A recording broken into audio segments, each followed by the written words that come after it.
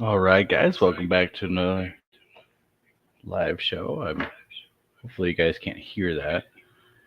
And finishing up some downloading and stuff. I thought I had the last little bit ready, but apparently not. So hopefully there's no echo and stuff. But yeah, we got a couple videos and stuff already ready. A couple downloading. Let me put that over there. That way it's not going to interfere with the audio and stuff. Usually when there's multiple sounds and echoing off, there's mega distortion and the endless echo that just destroys a bunch of stuff. So, but I think we're pretty much good to go. So we're going to pretty much get started on more Bigfoot and hoaxes. And we got some pretty interesting stuff. And we also have some non-Bigfoot related stuff too that we're going to get into. But first, where should we begin? Let's take a look at some of the stuff as it's about to become winter and stuff. The snow is going to be falling and hopefully pretty heavy in some spots, in all spots. I enjoy the winter. I enjoy heavy snow and stuff. So I love getting out there. Love seeing the habitat and wilderness change, and also the challenges that it brings, and the hope that it you can stumble across some tracks and actually find a track way.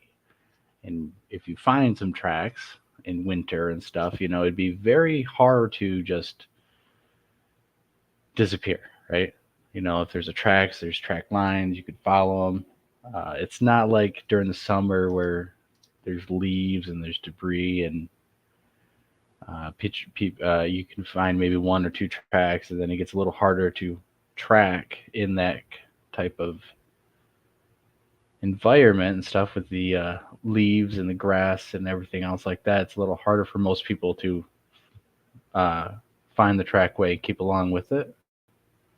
But in winter, obviously, that becomes a whole different thing. But what most people honestly in winter, what most people who honestly are not using their brains will think that rabbits and deer and foxes and other small game animals, their trackways, them jumping in a single line, will become automatically Bigfoot. And you'll see pictures of these trackways, right, that no one follows and no one like looks into the hole to see if there's a footprint.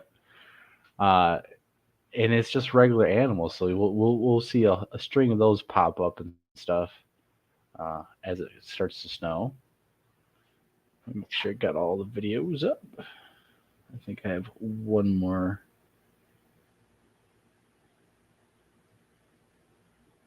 Checking. And so it's just a lot of people don't really want to get off their butt and use their brain and actually try. A lot of it is it's easy to hoax. It's easy just to, oh my God, yeah, there's a Bigfoot trackway, and then they don't do the follow up. And it's pretty easy just to do the follow up, especially in winter. Look into the track, see if it's deer, see if it's a rabbit, follow the tracks, see where it goes, how does it actually look.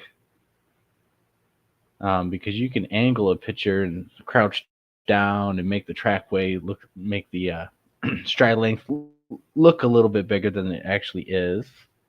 All right, so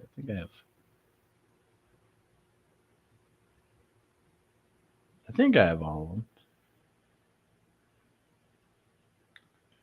Give me a second.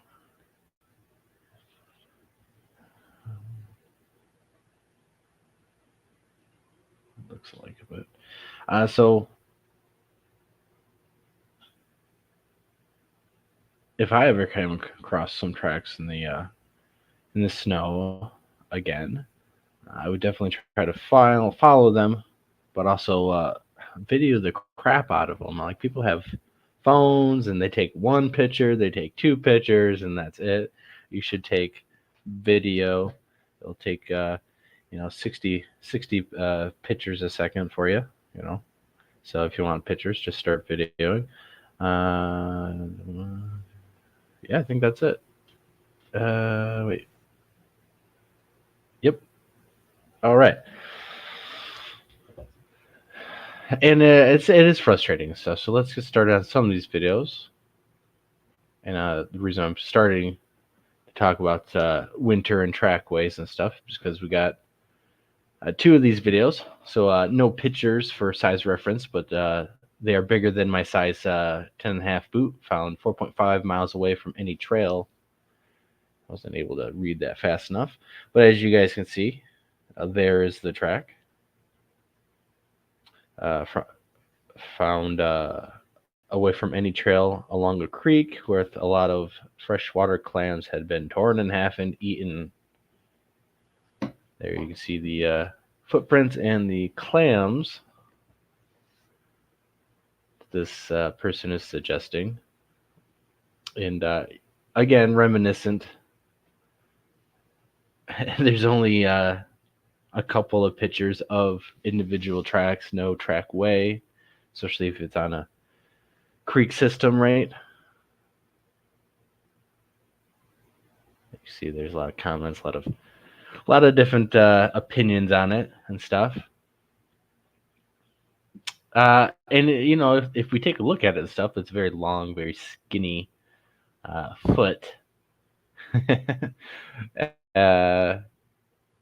And whatever displacement that is and stuff, but there's only two of them. He doesn't even, even if there was two tracks there, you should lift your camera up. You should try to film the entire area and direction of where the tracks are going for us to get a sense of what is going on, and take a dozen pictures. And I actually zoomed in and cropped that one myself so you can see the toes, as we're going to take a look and talk about the toes and stuff a little bit. I'm sure some of you guys are already making some opinions of your own. So right off the bat, there's only two pictures. There's no trackway. There's no area photographs. It's very long and skinny. with toes that, almost look like they've been in a shoe most of their life, where they're curled together and um, smushed together. Whereas people who don't wear shoes, and more Aboriginal people and stuff who don't have shoes, have very widespread toes, and their feet are not curled and crunched up like that. You can see the second digit and the second and middle toes are kind of like this, bent. In my opinion, it looks like those make that imprint with the thumb here because they're bent like that, they're curled.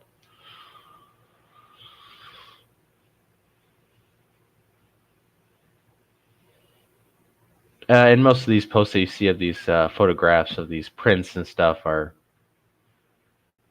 very lame, very. They don't do any work, it's just one photograph or two photographs. Especially if you have a creek bed and muddy terrain where you can actually pick up the tracks and follow the tracks. There should be more.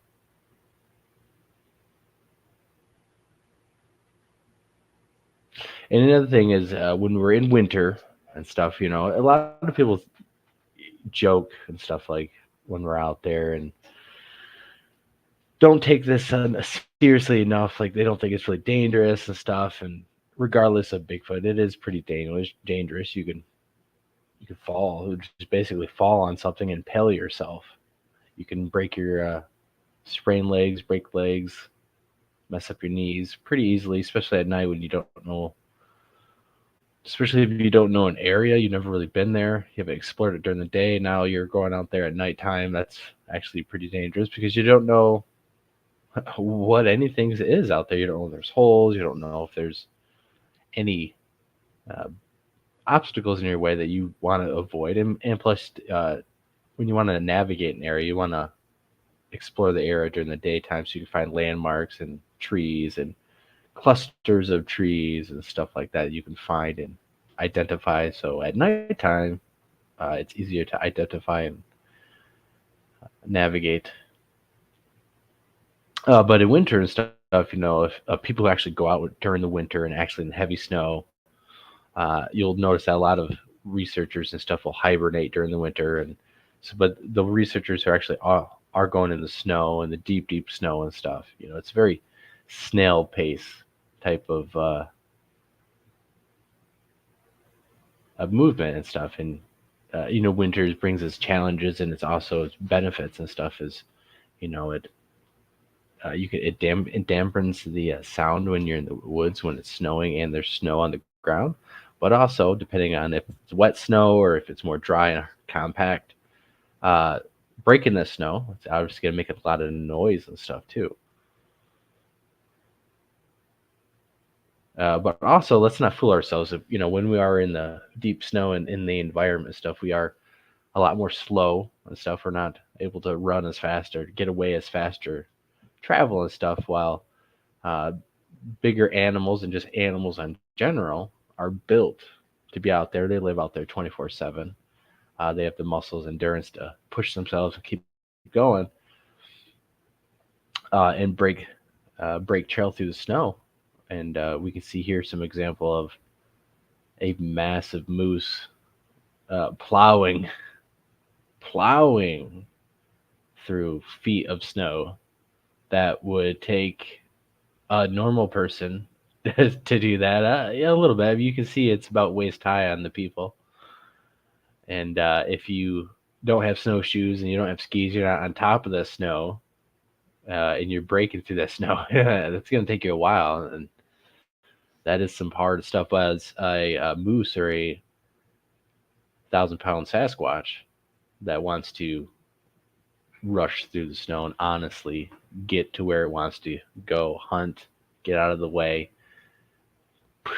push through that snow, and actually and move like that. I mean, this is relatively the same pounds of weight. Moose might be a little bit bigger, uh, a bull moose with a rack might be bigger than a average Sasquatch and stuff, but relatively speaking, it's about the same height, same weight range of animals and stuff.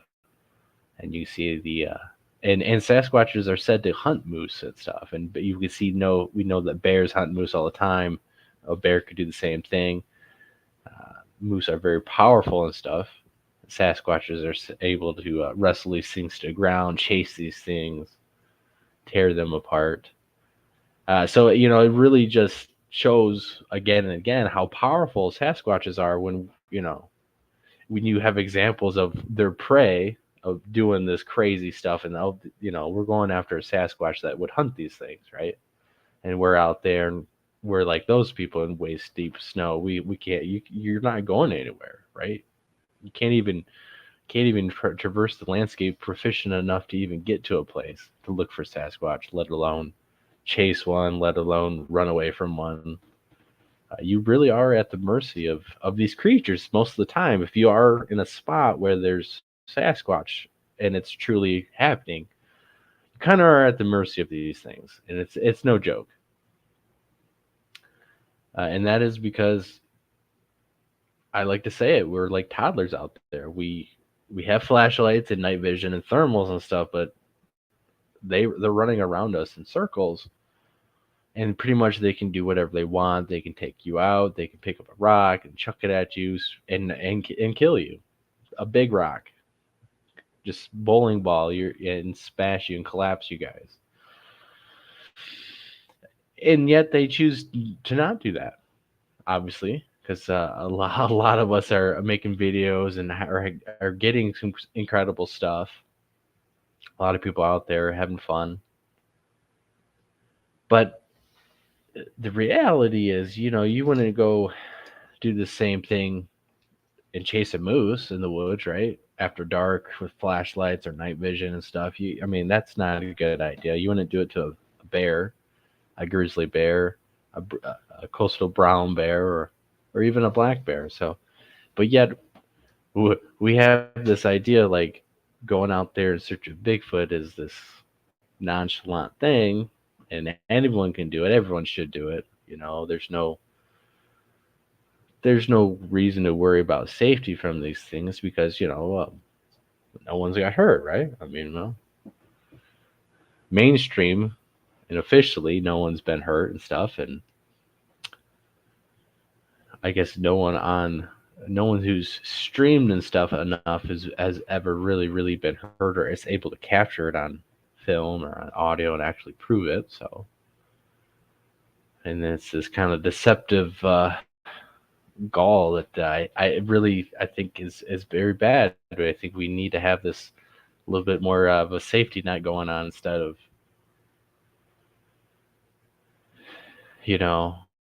yeah, it's fun and it's adventurous and stuff, but when they're surrounding you and you're easy pickings and they can do whatever they want, you're at their mercy, and that's not really a good way to go about this. It's not a really good way. It's not a good position for us to be in at all. So,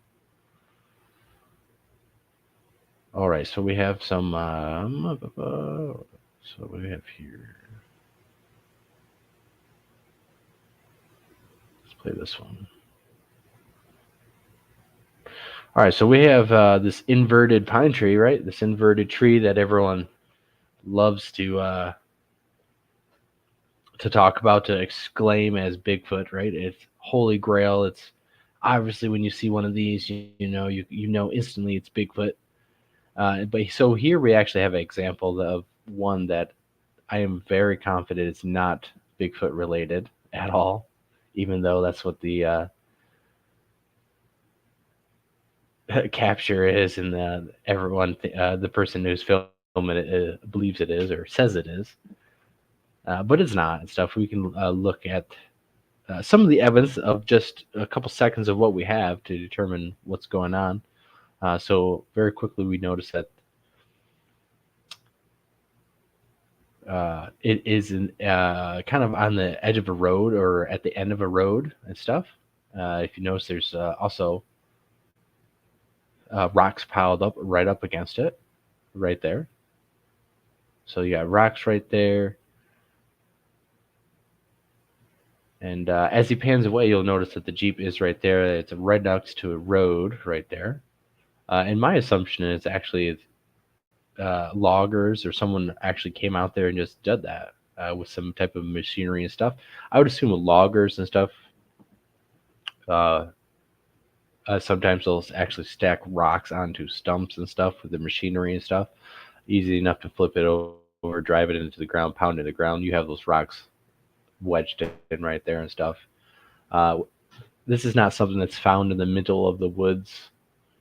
This is not found like in the middle of someone's backyard that obviously wasn't there before, right?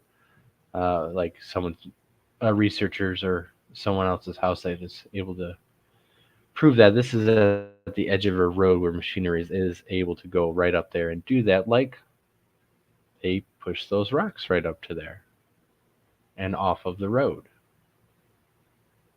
So sometimes you have to really think and use your brain and not always assume it's Bigfoot. Look around the environment, especially if it's right up against a road or if it's on a trail or just off of a trail and stuff. It looks like there's been some type of new cuts or there's been people out there maintaining the trail systems and stuff like that. If there's been a new clear cut and there's people working with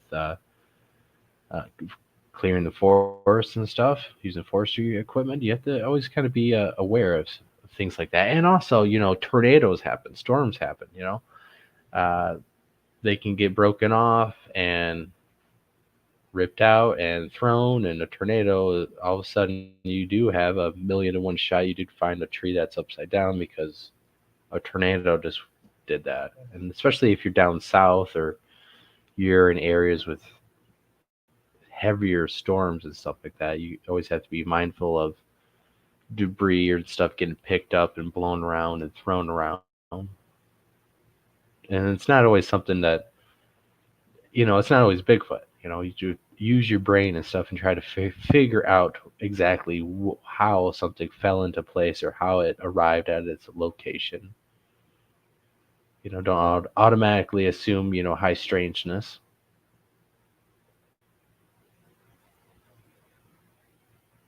All right, so let's jump into some AI footage right here of obviously it's pretty easy to tell, but some people might not tell. They look at those people and they look at the people and they say, "Wow, it looks pretty real to me." But when you look at the cryptid, the hodag, it. I think a lot of people could see how it's fake. But when you take a closer look at some of these people, you notice that the eyes and stuff are a little funky and stuff. With it would be the left eye, looking a little bit more. Let's say not 1800s and stuff. More digitalized and stuff. Here we have an example of it being AI with the fingers and stuff not lining up, not being the same size, and being stubs and nubs. Here we actually have he's leaning on a gun that goes around his leg. His leg is conjointed and contorted and broken in several places. So the AI is still, working out its glitches and kinks, and the gun is actually translucent in some spots. But some people would look at that and look at the people, and people are falling for this, and it's usually older people who can't are not able to tell the different graphics or enhanced resolution of different things. Growing up from watching the movies from the 70s and the 80s as kids, and when they were thinking that was the best amazing CGI, and compared to now, it seems like a lot of the older generations, people who don't really look at the stuff, don't pay attention, do find it harder to distinguish these digital AI manipulation photos, especially these old black and white photos, and know it's hoax.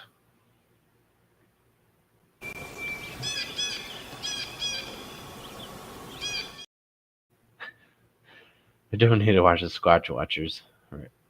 Not that video, anyways, of them clearly hoaxing. But we do got another video of them presenting, which is not one of their videos. But it does show some other piece of evidence that, again, I think people are just Bigfoot on the brain type of thing. So we'll play that one. Of course, they present it and stuff as real, so it'll be on the left-hand side. We'll let it play, and then we'll. So there it is, right there, and he passes it. So that's it. You have a. Yeah, I mean, if you watch a video, how many Bigfoot could you spot, right? In my opinion, it's a tree. It's a bush. It's not a Bigfoot. It looks. What people are seeing in the face and the hand is light that is reflecting off the green branches that are sticking out right there. And as he passes, you can see it's a bush. You see how it's leaves. Not a hand, not a head. It's leaves. Look, watch. Leaves. You can see it. So what they're seeing right there as the head and hand as he gets closer is a bushel of leaves and stuff. You can see it. It's for me, it's pretty easy to see. I mean, I don't know about you guys. Maybe oh, that's not the right one. Maybe it's a little harder. The Squatch Watchers obviously said it was Bigfoot. They obviously know. And you can find Bigfoot on either side of this. It's just an optical illusion. As you get closer, you will notice that it is a leaf. Right there, leaves.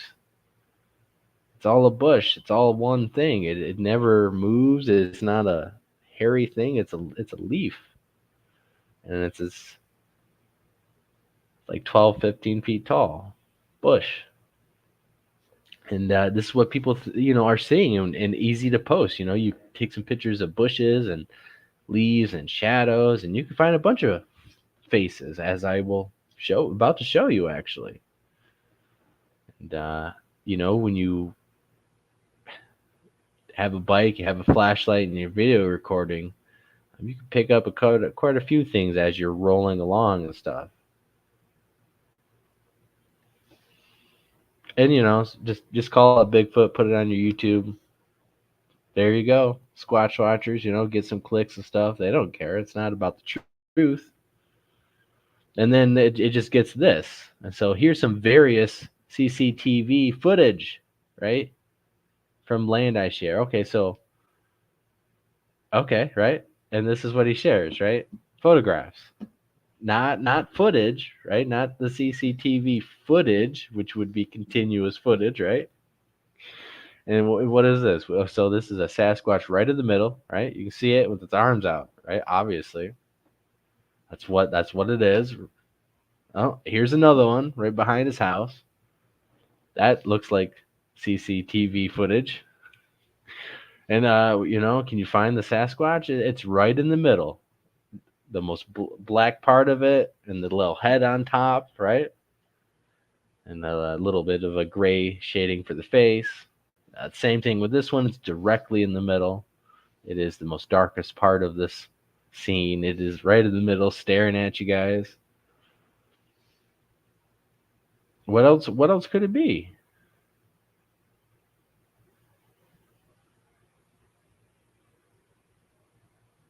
Yeah, sounds good, James. If you want, it's actually gonna put the link into the show.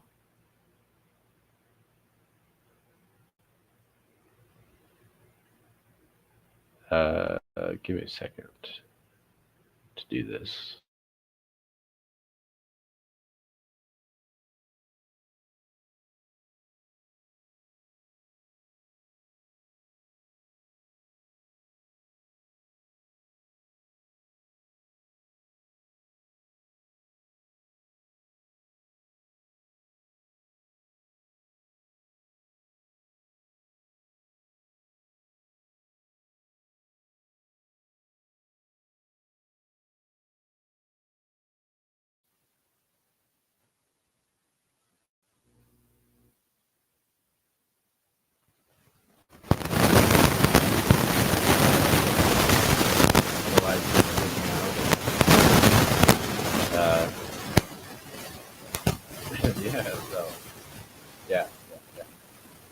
distracting me a little bit, but we're okay.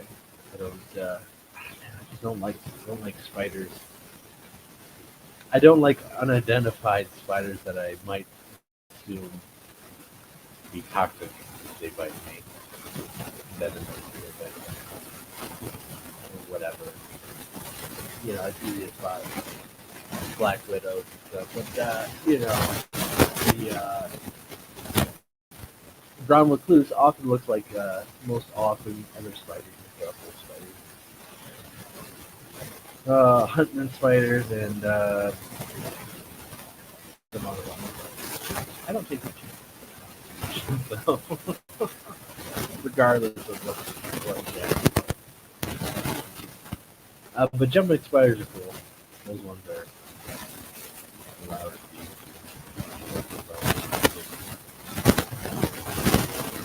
And they're actually pretty cool. People farm them and stuff and communicate with them in no way.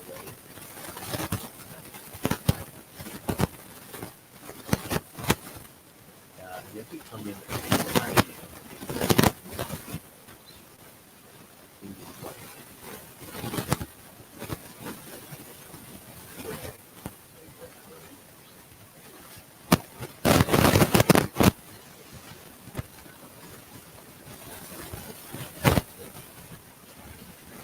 we get started back up onto that video showing nothing. It's honestly not Bigfoot. It's trees, bushes. But it is exactly what you see. The only problem is the person is lying. It's hoaxing because he knows it's bullshit and fake because it's not CCTV footage in the first place. Photographs from his phone. And that right then and there is a lie and perpetrating a hoax, a falsehood.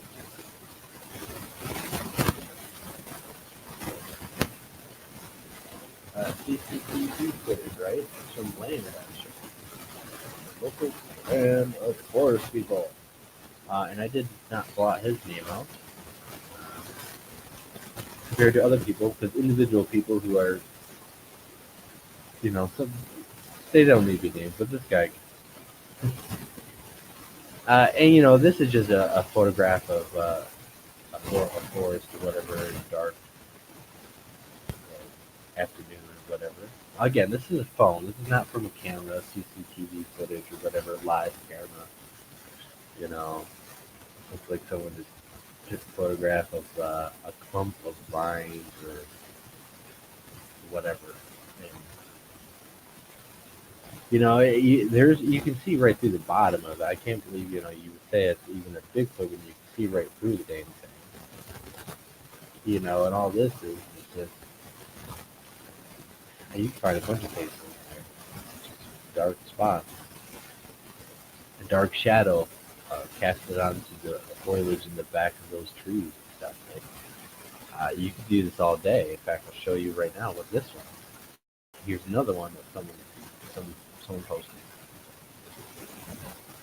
And, basically, they claim to be a Sasquatch right there. So, you can see the nose, see the face right here, see the face, see the nose. See they have the yellow circle, right?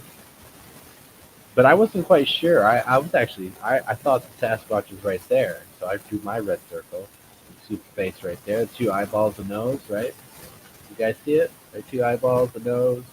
I drew the red circle, but then I seen another one right there. That one's pretty easy to see, right? As an eyeball, the nose. It's just hidden behind a leaf.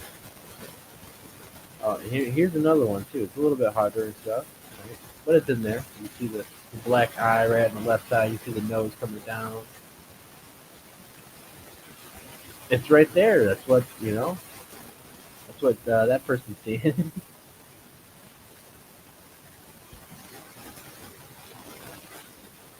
Light sounds distorted.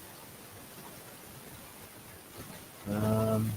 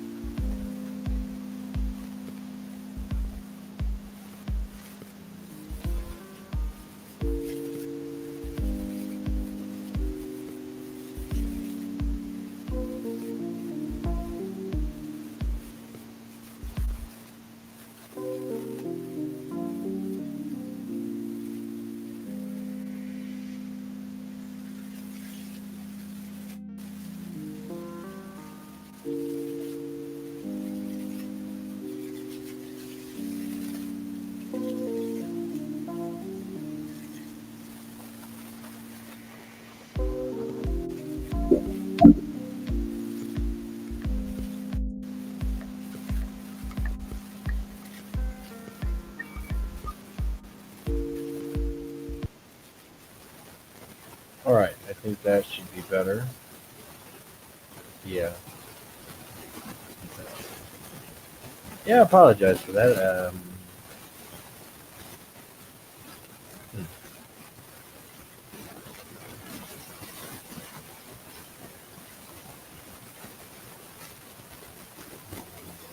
Well, hopefully that's better for you guys. It might be one of the shows that had some technical issues. But that's alright.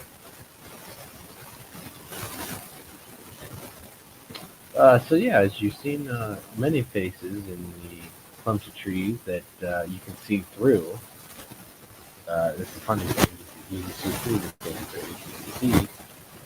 You can see through everything. It's all transparent. You can see. This is what's frustrating when people say there's Bigfoot in bushes, there's Bigfoot in there, there's Bigfoot in the pictures they take. But you can see through the damn bushes. You can see through it. Oh, there's a face right there. Well, there's faces everywhere.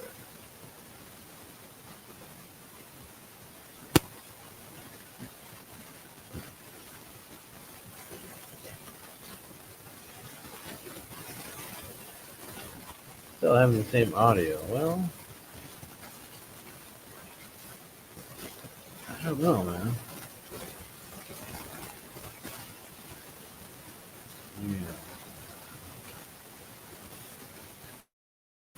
Give me 1 second.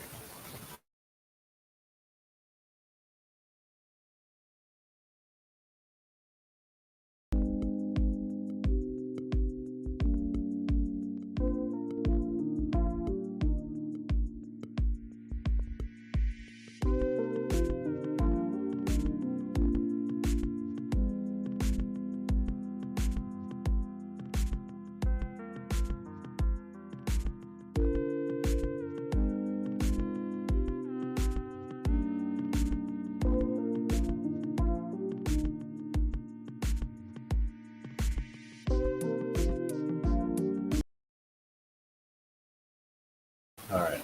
How is that?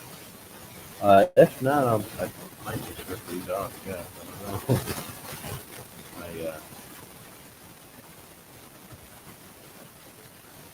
Yeah, I don't know. So let me know if that's better or not.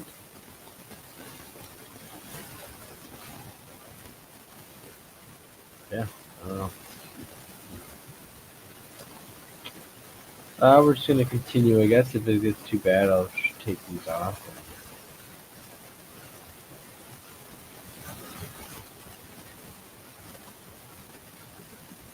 All right, so here we have a photograph or a video that is interesting, I guess.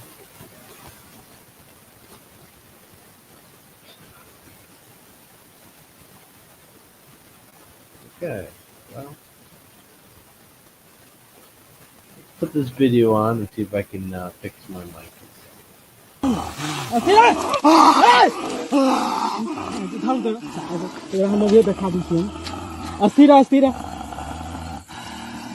जय हनुमान ज्ञान गुण सागर जय हनुमान ज्ञान गुण सागर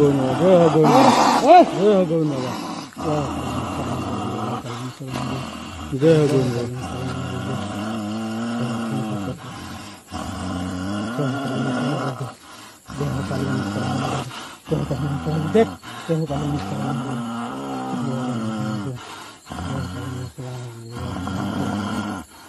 दुइये helmet हम शांत कर देबे सही में नहीं मारी दो हेलमेट लगाबो तो साला बेहोश भ जाबे दो हेलमेट नहीं मारी चिल्लिए ने हमरा हेलो ए साले हां भागना हियर अबे भागी चिकला हां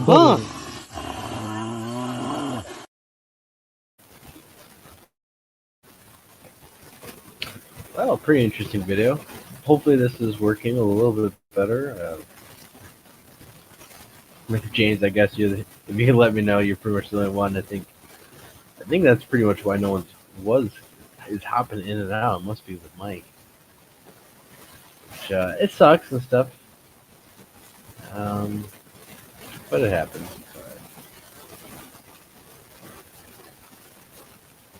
Yeah, so that video looks like it comes from India, is what I would assume, and the guy is a bit better. It is what it is, I guess.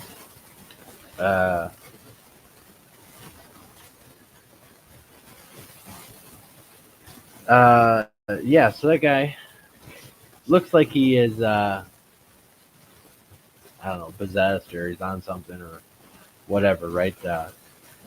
My assumption is, I think he's faking this stuff. He does crack a smile a little bit. I'll play it again and stuff. He does crack a slight smile in one instance.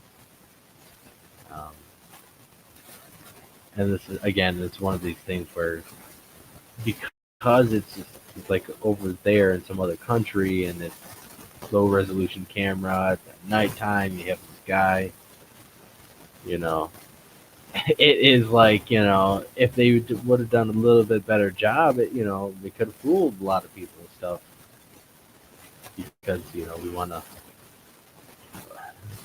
hope that there's cryptids and, or, you know, spiritual things happening on these other places where they kind of believe this stuff a little bit more than the average American.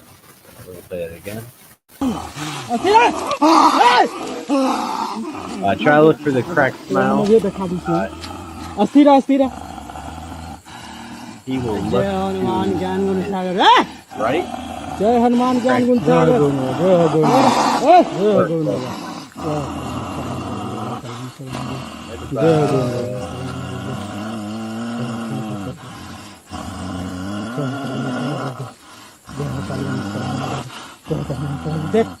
Almost right about, almost there. He looks over to the other guy.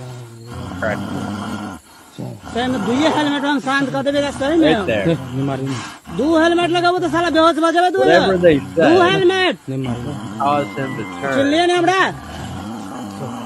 Hello ए साले हां भागना हे अबे भागी चिकला हां Whatever they said to cause him to turn the other way, he kind of cracked a smile and stuff.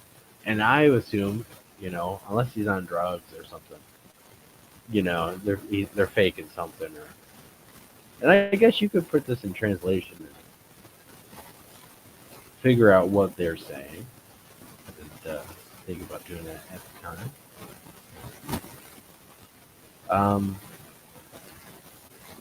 Yeah, so when you crack that smile a little bit, you know, it doesn't seem like it's super serious, like it's super possessed or whatever the frick is assumed to be going on.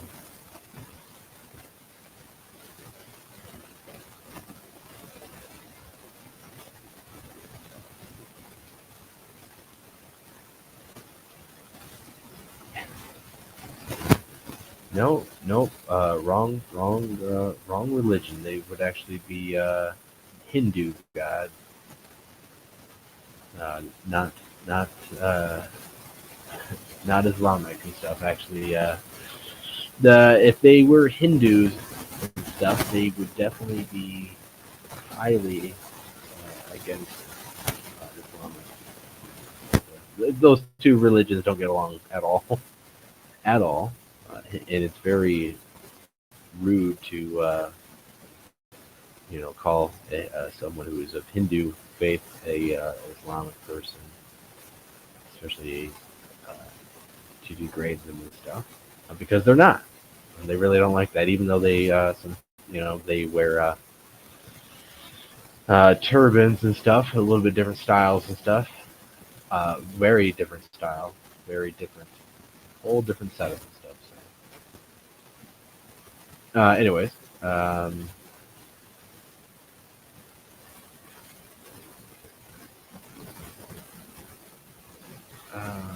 right, so here we actually have some pretty interesting stuff that we've talked about in the past. And here is some wood woes and stuff. There's a couple different ways and presentations of how they pronounce the word and spelling of it. And so here is actually, this was found back in 2015 and stuff, a little bit This was actually part of a spoon handle that was found representing these guys. And this is a depiction of a woodwoos who is actually a wild man of the woods and stuff. And so you see these different art pieces. Here they depict them dancing at a feast and stuff. So you have these different pictures and stuff showing them like this in a very stoic and in with shield and coats, coat and arms and stuff. You see the lion cat dragged over him. What were we played again? We've talked about this. That's a very very famous painting of or illustration of I think it was a German knight. The woodwoos here. You have a picture that's said to be from the British Museum. And here's a woodwoos. You see the blue fur depicted. You notice that the skin, parts of her skin is skin, while the blue part of her is fur. And so this is actually showing right here with these arms is these woodwoos actually gained so much respect through whatever noble they were under and stuff, that they actually were pictured with these shields, and those shields and coat of arms were basically they were serving under and stuff. These were basically the premium bodyguards or enforcers that were allowed to be in these kingdoms or in this feast and stuff, because they were the type of people. They were like a wild people who were a sort of like stoic, noble, wild person, right? A noble savage almost is what they were thought of and basically depicted as, and were said to have been fought against, but also you could would hire them and stuff, and some of them who are depicted with the shields and the cats laid over them are ones who were civilized enough to work and are shown for their prowess, being shown like that as a great warrior and getting things done. And you can find these legends and stuff of these woodwoos in different European cultures and stuff. Some of them have more different folkloric traditions about them, and sometimes they're not always very good. Sometimes they're bad. Sometimes they have magical powers. But most of the time they are depicted as a human, wild hairy man and stuff. And so we do have these. We don't have Sasquatch in Europe, but we do have references of these things. And they do look kind of Sasquatch-like. Are they related to Sasquatch? Are they the exact same things? Because they are on a different continent, separated by a vast ocean, and technically a lot of centuries and stuff. Especially, and everyone who's seen the Harry and the Henderson, that kind of reminiscence of Harry and the Henderson book right there. Other than his his hairdo.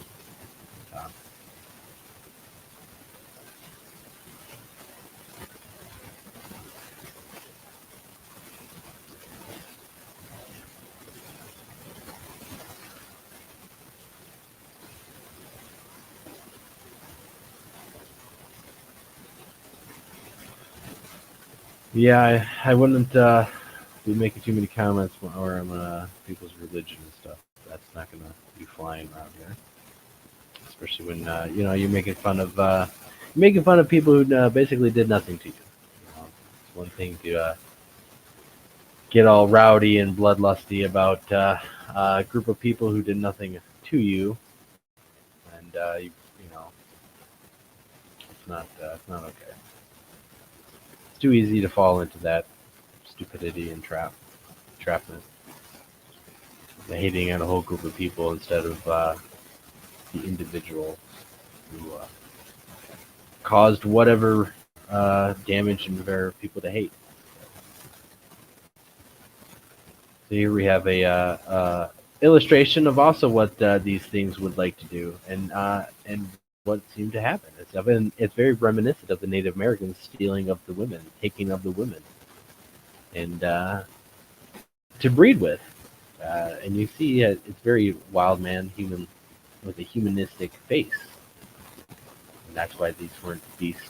These weren't monsters. These were type of people. And that's why some Native American tribes would call them a people, not all of them.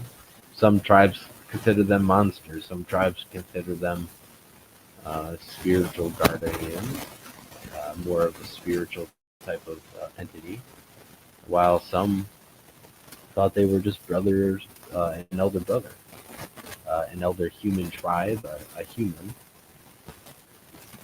Okay.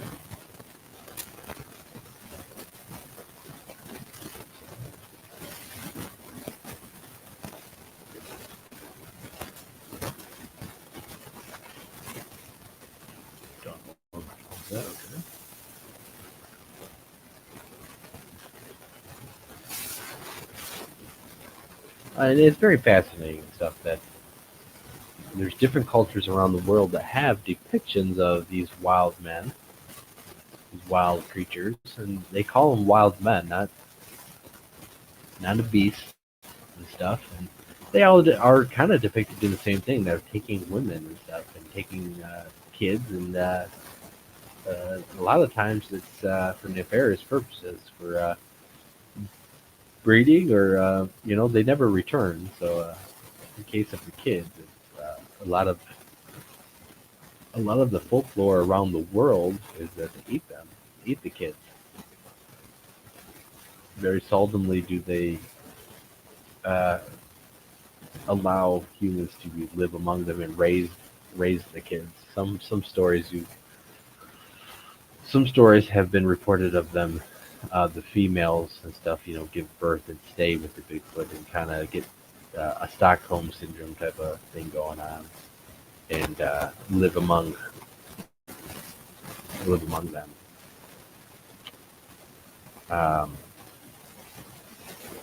There's some Native American legend or story from Michigan of a woman who gets captured, and she gets taken underground to this, she would describe in this other world, other place, like going underground. There was other plant life there, a different biome, and got pregnant. It was there. They finally escaping and stuff, becoming sick, giving birth. But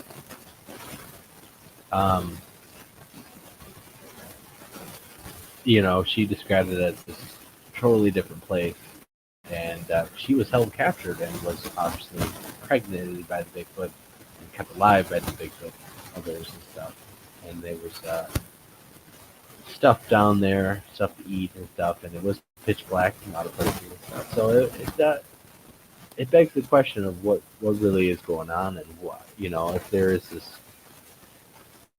they have to be close enough to be able to mate with humans and stuff. So they, when you have DNA findings, they might come out as human, because they might show that until you deep dive into the genome, and then you would have differences. But if they are able to breed with humans, and it does kind of back the kidnapping of females,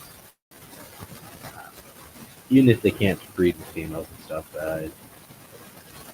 Monkeys, chimps, gorillas have an affinity towards females. They're more calmer, more docile, more approachable to a female. But they do can get riled up and stuff by a female too. So that's why you have reports of Bigfoot kidnapping women, trying to go after women, being very intrigued by women and stuff. And that's not not a safe thing to have, right? I don't think a lot of women, would like that if a man was going to be like that in the woods and stuff, hiding behind trees, whooping at her, throwing rocks and stuff. And then you have a 1,000-pound actual wild hairy creature and stuff out there. that maybe maybe is fallen in love with a nice blonde-haired chick, like King Kong, going after the blonde. It's never, and so now you have a thing infatuated with you, and it doesn't want you to leave. Or some of these the guy researchers out there, a female might fancy you, and she doesn't want you to leave.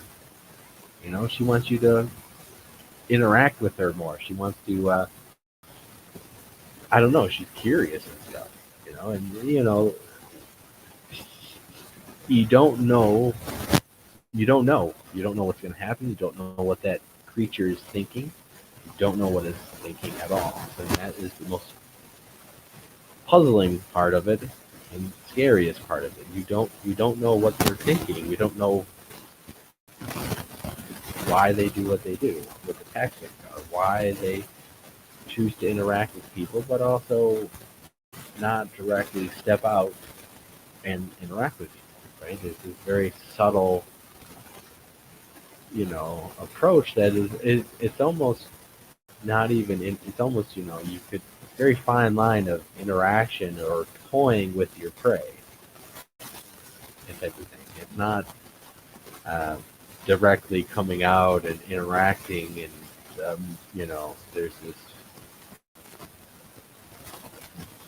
right there, this mutual understanding of interaction right here, and you can see each other and stuff, and you're not hiding and circling around the people. Whereas what we have now, it's very easy to lure a group of researchers out to the woods, to get a group of, if you were Sasquatch, to get them to come out, follow you. Very easy to encircle people. You could take them out. It's not hard.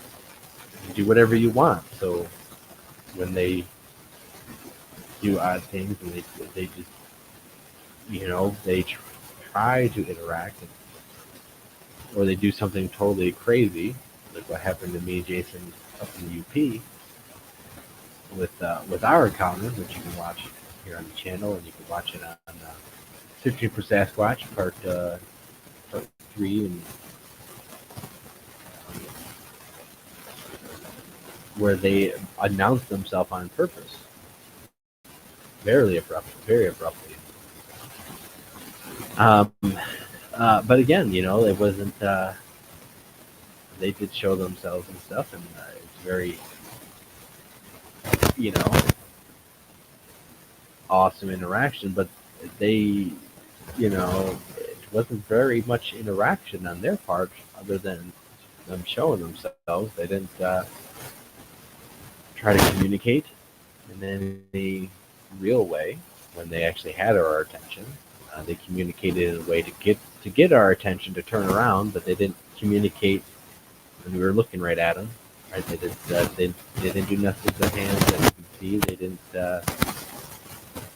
didn't do nothing. Right? They just let us look at them or be distracted by them while the other ones circled us, which they did. We heard it, and then Jason seen the spider crawl in front of us.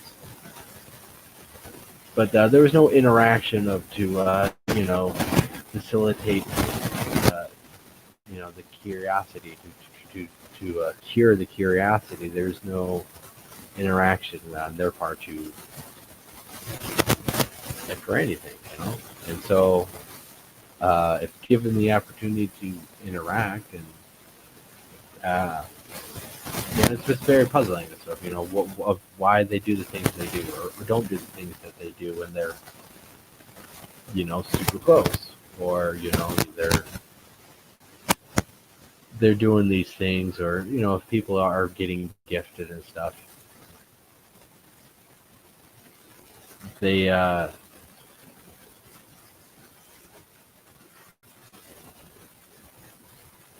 sorry, I got distracted.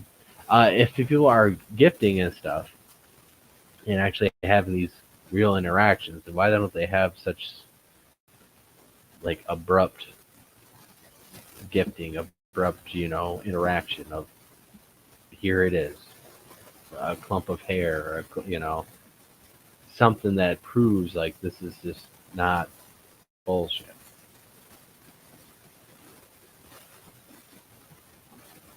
I got distracted by this Todd Standing thing, and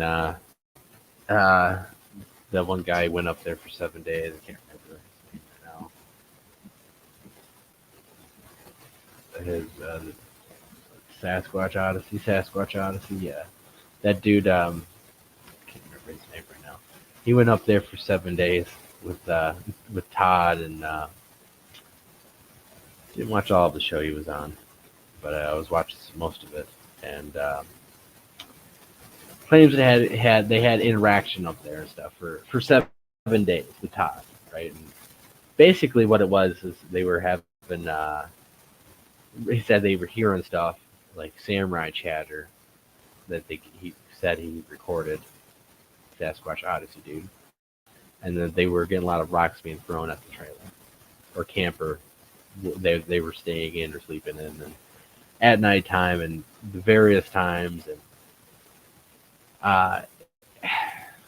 it's like, okay, and it's one of these things like, if there is really stuff going on there, and Todd's been there, and they've had all this interaction, blah blah blah blah blah blah, and also Todd is mind speaking now. Bring the caller kid in. How's my audio? Is it any better, or is it still shitty? It, like, the background static. There's like a background static when you're talking. I don't know, like, how that's happening. The only thing I can think of is just replacing the chords or something. I don't know. I guess. I don't know if it's your mic or what. I don't think so. I didn't change any settings.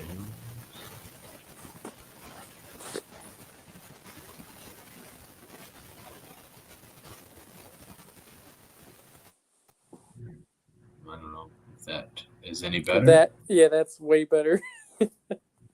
Okay, so somehow the settings on StreamYard got changed.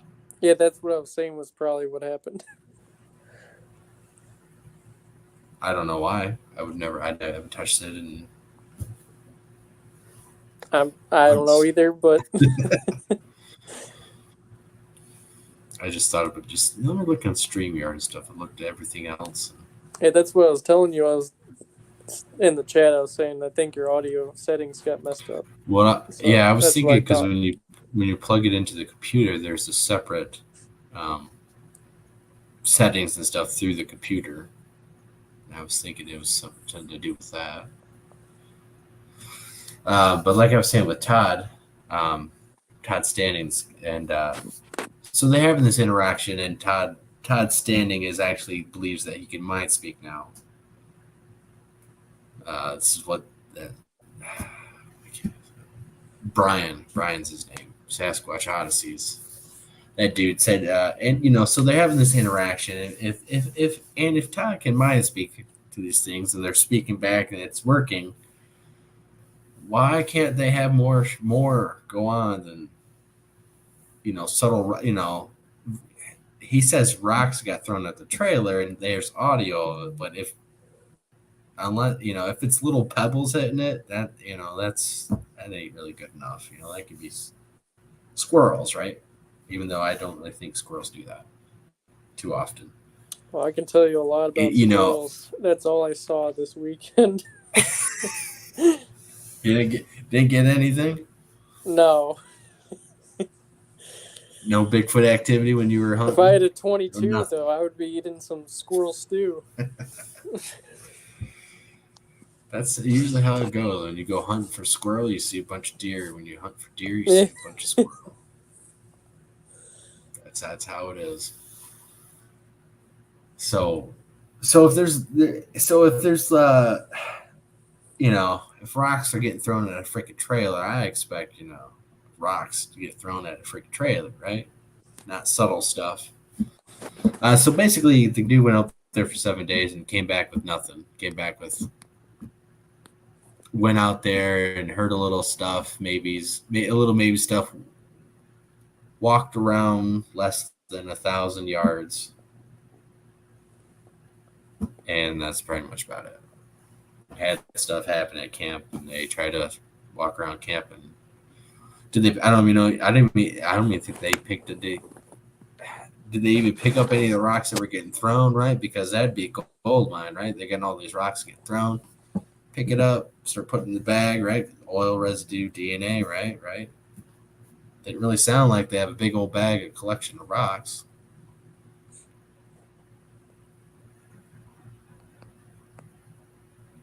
I don't know. If I was given the opportunity to go up there with Todd and stuff,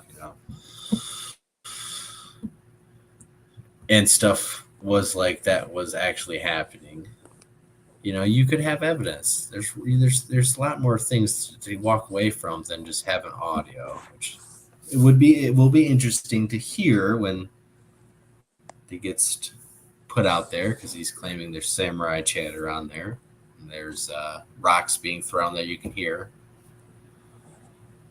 So pretty interesting, I guess. Whenever this comes out. But I don't know. I guess I have to wait for the full everything to come out to make a determination of what is going on up there. If Todd is actually finally having stuff going on up there, or if he's able to manipulate people into believing stuff's going on up there. Where is he at? He's up in Canada. Canada. Yeah, Todd's standing. He's the he's the guy that not the a lot of Muppets. people. Well, he had some other stuff that was interesting, but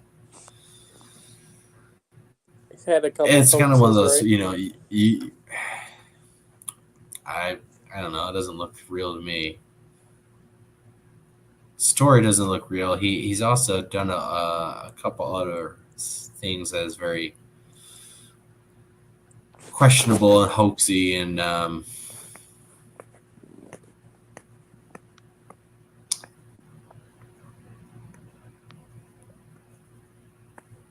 he's in a good area, but it's like when you cry wolf so many times and you actually start crying wolf because there's a real wolf, and no one wants to believe you. No one, Yeah. So I guess it's kind of one of those things. Maybe. I mean, if this audio comes out and it sounds really good and some really honest, good evidence comes out of it, I'd have to say maybe there's finally a wolf in his pasture after crying about it for so long. But when you watch Todd standing and you listen to him, he sounds like a bullshit con artist. He sounds culty. He sounds like a cult leader trying to spread his gospel and trying to make you believe the Kool-Aid and drink it. And yeah. And you see that a lot in these different groups, or you see people that are very welcoming to it, or want to play into seeing these photographs with there's nothing in them. There's a lot of people who say, "Oh my God, I see them. I see a whole troop of them in there," and they'll play into the story or whatever the person is telling them. This is my Bigfoot clan. They come by every week. I'm gifting with them. They're mind speaking with me. It just goes down. It just goes wherever. Yeah, there's lots of posts like that. I see people, and they'll accept it. Yeah, I see what you're seeing. I see it. I can see right through the damn trees. That little white right there is the sky behind it. I mean, you just keep going. I don't know, is there face there? Some people see it, some people don't. And it's like this madness. There's no one's going to I don't want to sit there and look at 1,000 pictures of that. when trying to look for evidence and being presented. You got 1,000 different posts of this, and you're trying to shift and look through and find something actually decent and good, and it's like people, and there's honestly people out there who believe that when they take these photographs and they look and they're spending an hour and they find that this is the one I found, right? They believe that it's a Bigfoot because they see 2 eyes, they see a nose, they see a roundness of a head. It's good enough.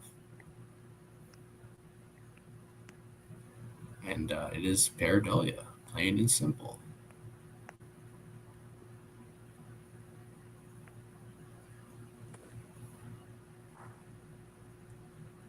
And a lot of people will do this with stumps. I think a lot of people actually know what's over there. They've been over there, and then they go find some trees and they take it, and then they make a story. It's very it's sad, and it's almost like they're not, it's a hoax, right? But this guy, like, various CCTV footage, this is a hoax, this is a lie, this is fake, it's not real. But is he dude might actually believe it. Like, he might think like that's a Bigfoot right there, because he sees what he wants to see, he believes what he wants to believe, and then he spreads the falsehood. But this isn't, CCTV footage and all this. It's dude walked outside his house, took a photograph of his phone. You even have a blur to it because he doesn't he's not even steady. Whereas a CCTV camera is usually a fixed position, ongoing, continuous footage. So when people make up these stories and they put these details together, most of them they're not planning it out. They're not trying to make the story sound reasonable. They just put something together, and the first draft is the one to go. And you can pick it apart with details that they put in. And it's frustrating that because no one wants to, no real scientists, no real researchers who could help us get the ball rolling want to deal with that. They take one look at that and they shake their fucking heads. They don't want to go any deeper. They look at that and they're like, no, it's not worth my time to try to find something that's actually real when I've got to look through 1,000 different things that look like that. And I don't even know if we could help those people if we took them out in the field and you tried to like show them stuff. And yeah, it might make it worse, honestly. Because you leave them at camp and all of a sudden you go leave and do something else, and now there's Bigfoot at camp. You better go back to camp because there's Bigfoot biome, right? You know how that is. That's it's not something that is. It's an illusion. It's fantasy. Either you know it's fantasy, you're making it up, or you are not inept enough to know what the sounds of nature is around you, and you think Bigfoot's around you. And so when we have, I don't like inviting people out because there's people who, we showed on this last week with the Squatch Watchers, that happened to them. Some person that they had said they got a rock thrown at them. Bigfoot threw a rock at their eyeball, and it was just a little puffy and a little watery. You have people who are, you take out there, and now they're going to make up a lie. They want to be the center of attention. The spotlight needs to be on me. Yeah, oh my God, there's something happening right here. You guys need to be over here. Yeah, come back to camp. Come over here. Go over here this way. I heard something. Something hit me with a rock, and it's fake and it's false. And you might have a good group of people who honestly want to research, and you have one bad apple, and they can spoil the whole event because they're throwing fake lies and falsehood out there. How's it going? Duke? Old Bigfoot Radio. So when you're out there, you gotta have trustworthy people, because you have a person out there who's lying, fabricating stuff, and is getting a kick out of it, or it's just delusional enough that they honestly think there's Sasquatch there and it's a freaking squirrel, and you know you're gonna be chasing a squirrel around camp. You're not even going out in the woods. You're not even doing anything. You're around camp, chasing your fucking tail because a person wants to or doesn't knowingly is making lies, false, creating these things for whatever reason. They have their own personal demons they're dealing with. They have their own personal baggage and stuff. Whatever reason, I think a lot of this is happening out there when you have people who are not in it, like other people who really want to find evidence. I think we've kind of experienced some of that with some different personality types that we've been in the field with, and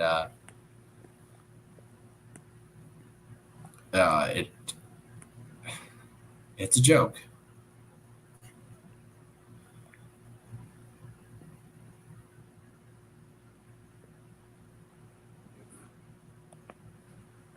So, you were out hunting and stuff, and didn't see no Bigfoot's action, no signs of Sasquatch, no nothing this time. No stick man this time, huh? No. I was looking. I didn't see nothing. I went on a few walks too. I was looking for, evidence, but I didn't find nothing. Just real quiet. Except for those damn squirrels. Goddamn. There's like 10 of them or more out there. Yeah, they are. They're easiest to get when they're chasing each other too. They're dumb, like all male animals when they're chasing women. They're dumb. They become dumb and easy prey. So it might be a good way to get Sasquatch if you figure out when the mating season is, or if they're human, there really is no mating season. But and that's another thing. Are they more human, where there technically is no mating season? They just do whenever, or they have a custom of, because usually we hear sightings of crying babies in July or June, July, consistently, which would make them, breed at a certain time, either by choice or if it was instinctually. But I think if it was purely instinct driven and stuff, they would make more mistakes. Being in the rut, we would say they would make these mistakes, like all other male animals do when they're bloodlusted. Let's say for the female species.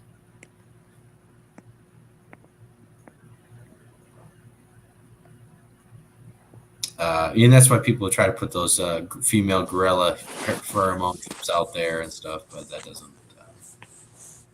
doesn't seem to work, because they might not be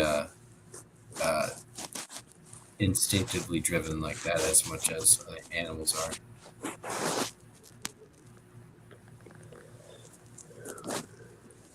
We've had a few.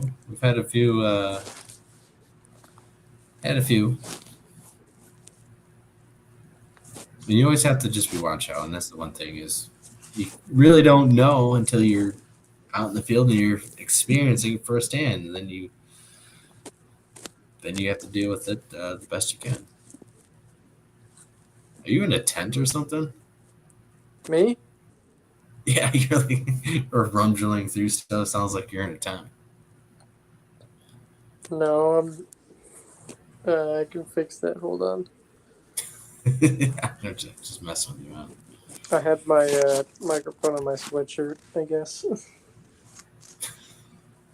Okay. Well, here's the link in the chat if anyone wants to come on. It's kind of a chill rest of the show. All the videos are. I think that was all the videos. Well, that's all you had? Yeah, I didn't get as much as I. Oh. Well, actually, it is. It's saying there's 10 videos there, so. I think we went through all of them. We got double check. Yeah, that one, that one, that one. Yeah, we went through 10 of them. 2, 3, 4, 5, 6, 9 of them. Went through 9 of them. A little less than we normally do, but didn't bash on the Squash Watchers as hard this time either. So they had it easy, you know. They have trouble enough determining skinwalkers from regular kindergartner Photoshop technique styles. So they're doing their thing. Looks like you got a question. Go over to the comments and see.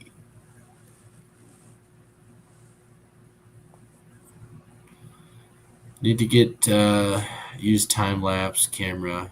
Budget is tight. Time lapse camera. I just use GoPro, but that's probably too much in your range. You can buy a brand new GoPro for $400. So. Yeah, probably less actually if it looked really, really. On Facebook Marketplace, you could find pretty much anything. Yeah, you can probably a used one for a little bit cheaper. GoPro 12 is the brand newest one. Came out they always come out in September. So, brand new one just came out in September. I would honestly say just buy that because then you would actually have an action camera you could actually film with and have very good, impeccable stabilization. That's the whole thing GoPros do is stable. You can buy, well, honestly, if you buy something cheaper, something that is not main brand, you could probably get a GoPro Hero Black 7 refurbished or used pretty fucking cheap. And it has the time lapse and stuff like that for you. The only thing that's going too much cheaper than that is you're not going to get a good quality device. You know, because you could spend $400. You can spend $400 and buy a camcorder, and you know it's 4K and all this off-brand thing from China, and you're getting a piece of shit. And now you just wasted money instead of just buying a GoPro. You can do time lapse with it. Yeah, it doesn't have extreme battery life, right? But you can plug it into a battery banks, and you can do a time lapse enough for a couple hours of what you actually want. I think some phones also have the option of doing time lapses as well. But yeah, if you're looking for like a camera, probably GoPro's the route unless you want to go off-brand. There's a couple of cameras out there that might have the options, but I've never used any off-brand stuff. You could probably just look on like Amazon or just Google in general and see what comes up. But more than likely, like Blake said, it won't be like good quality. There's some good competitors with GoPro action cams and stuff to do that.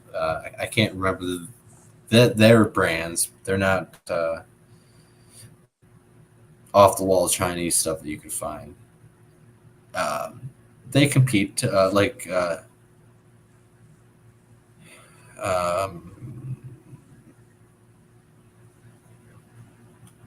DJI makes they're expensive though, but there's some other off brands I can't remember their names.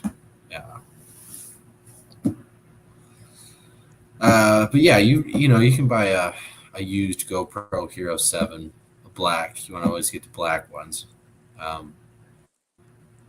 You should be able to get for like $100 by now. I mean, you should be able to get it fairly cheap. And honestly, you're not going to find any option for cheaper and the same quality as even a used GoPro for the same price. Don't give Vivitar. Don't give that anything you can buy in Walmart. The Vivitar brand stuff, they're cheap, too cheap. Don't get that.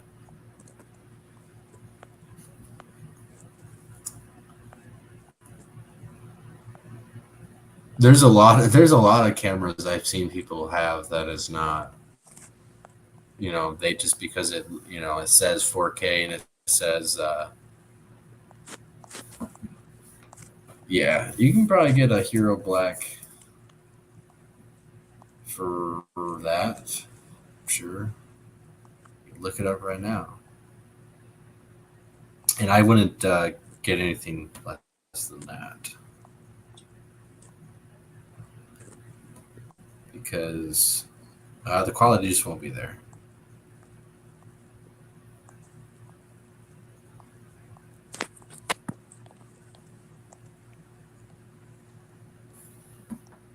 I bought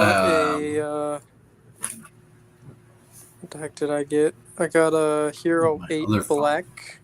Hero 8 Black for $250, and it came with like a bunch of accessories.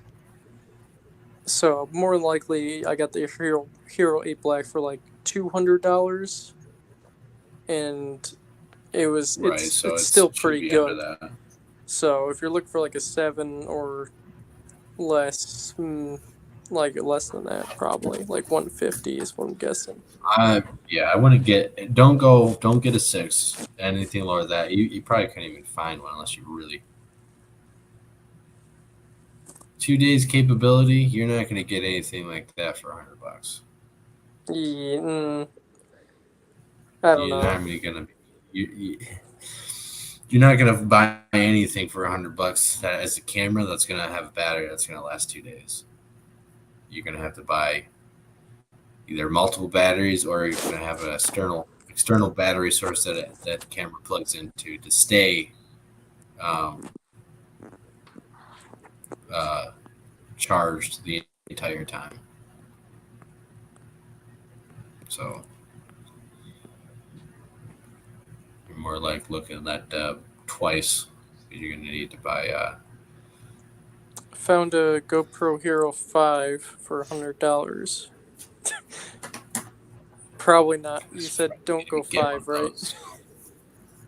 Don't go lower than than a 7. I don't know if they have the time lapse option though. That's the issue. Because I know we have to have like a certain one. No, the 7 is what you want. Never go lower than that. It has to. Depending on your location, I found a GoPro Hero 7 Black for $80 in Michigan.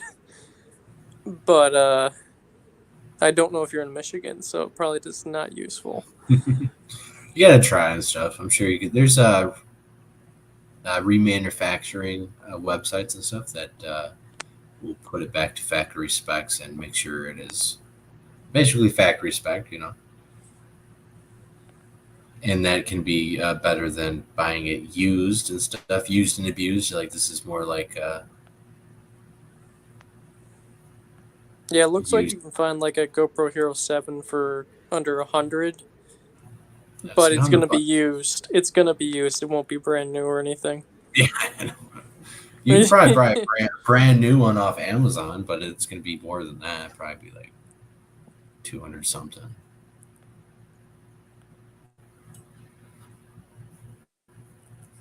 Yeah, if you have your own power bank and stuff, then you can just buy the GoPro. And the good thing about the Hero Black, this GoPro Hero 7 Hero Black, is it's waterproof. So you can have it underwater, like under 30 feet. So you can have it out in the water. You can have it in the rain and stuff. It ain't going to fuck it up. And so, like, for trying to spend your money and buy something else to do everything like a GoPro can and be waterproof is very hard to find. You're not finding stuff that does everything like that. That's why GoPros are that's why they're the best, because they're, for $400 you get a super hyper stabilized action cam that can shoot into you can buy the brand new one for $400. It shoots 4K. I think it actually can shoot 5K and shit now. Anyways, it'll shoot 4K, super stabilization. It'd be like you have a gimbal without having a gimbal, basically. That's what GoPros are for. It'll shoot the time lapse, and it's waterproof. And it does the slow-mo now, and pretty good. You know, I almost bought one. I was thinking about it. I almost bought one, but I really want a thermal, so I'm not gonna. Well, I want a drone too, so it's like, yeah, I do too, but like it's gonna get. expensive. I was walking away with. Well, it's $400 for the GoPro, about $600 for the drone, give or take, at the low end, or $1,200, $1,500 if I want to spend the. But then I won't get the, $1,500, $200, $2,500 thermal. So it's like, yeah, it's kind of like that. It's like squirreling this little chunks of money here and there, and then it's like, well, if I buy this GoPro, I can use it like this, or if I had a drone, I could use it like this. And it's like, well.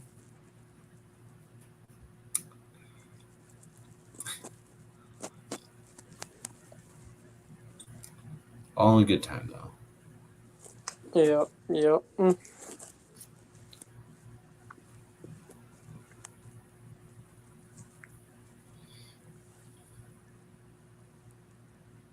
Well, we would have more stuff if Crossdresser dude didn't steal it. 5-figure discount. I mean, You're not wrong.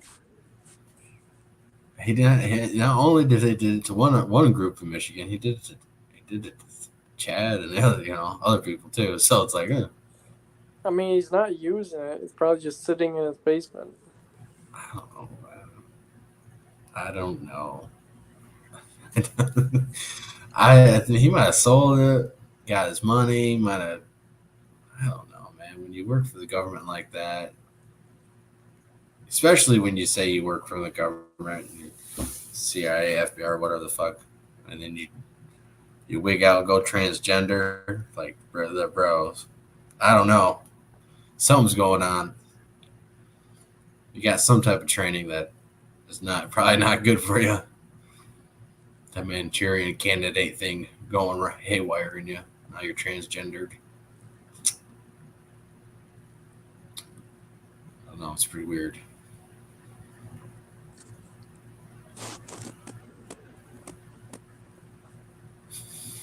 Oh yeah, I did have one more video. I didn't get downloaded. Oh man.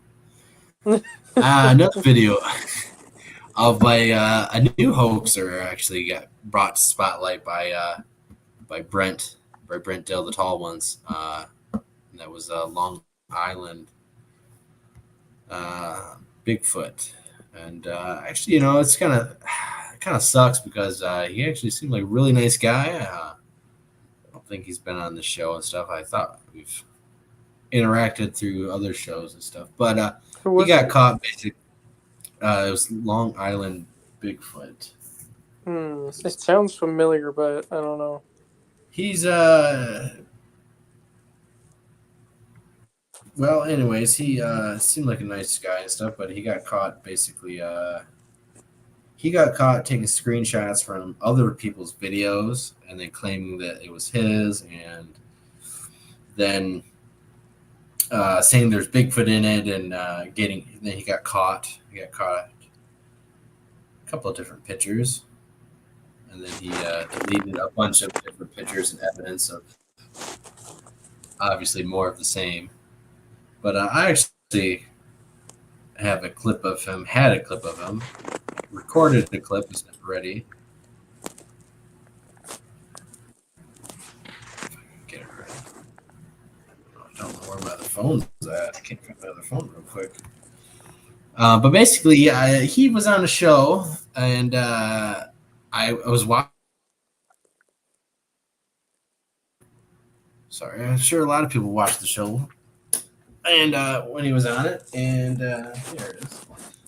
Basically, he told a story about come across a deer stand or a hunt a poacher, and claimed I don't know, went over there. Basically, he claimed that the poacher drew his bow or had the gun pointed at him or something the entire time. But I pretty much think that's a bullshit lie that came out of his mouth live on air. And I was gonna actually have it set up, but it didn't work.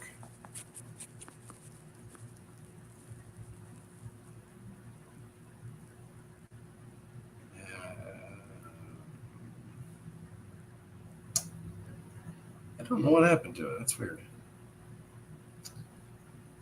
Let's see if it's here. I was gonna play it because it's just one of those things. Like you didn't have to. It's one of those lies that people say. Like you didn't really have to say that. Telling the story, you didn't make it any better. Where is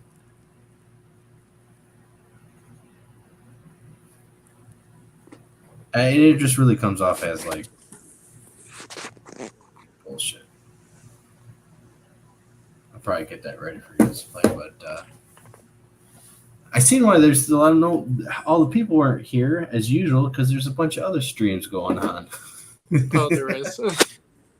Oh, there was. They're over with now, but yeah. Usually people What's stream on going on? Fridays. No, it don't matter. I don't care or anything. Oh, It I doesn't help see. that- Sasquatch Secrets was going on. It doesn't help. My mic was very bad too. That doesn't help. People don't like to listen to static. So, Yeah. no, I don't care who's on or goes on and stuff. It don't bother me and stuff. Everyone has a good show, and most of the time everyone catches this show after the fact, actually. So, and I've been doing some trying to do some to see if the algorithm. I see different things in this algorithm because it seems to be messing with me a little bit, and I don't know why. You were talking too much about that adrenochrome, Yeah, I don't think YouTube likes that actually at all. All right, I think I'm gonna just play this off my phone. Oh, I'm gonna. Yeah, might be for next week and stuff.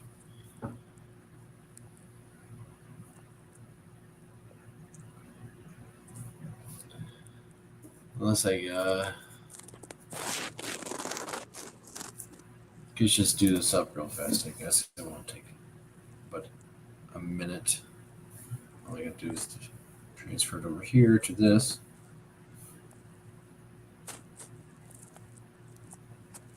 And it's one of those things that I've always thought about is people's taking screenshots from other people and then finding a blurry bush and oh, there's Bigfoot.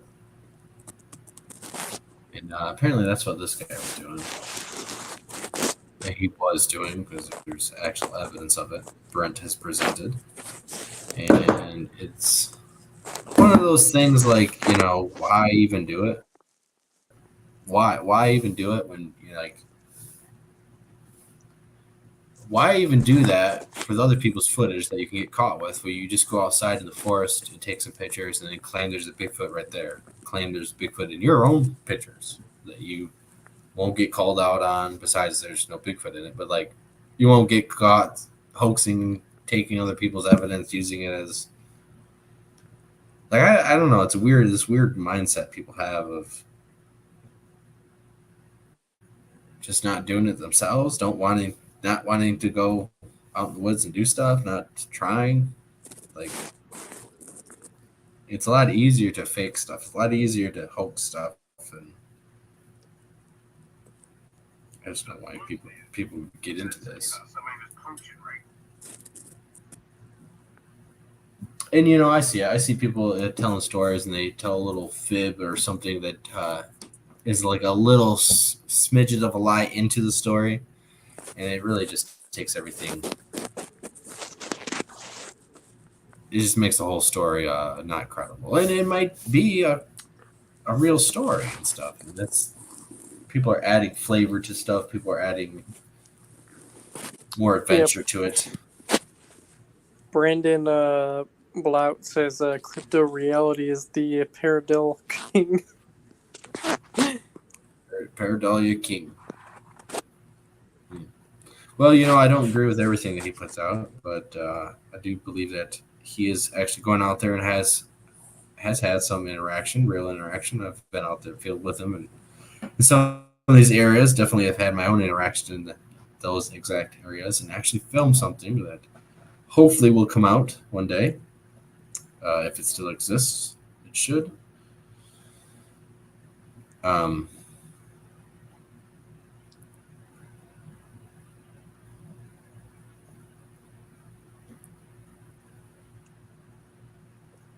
have not been watching some of the latest stuff he's been putting out, so I can't comment on anything as of this month or last month.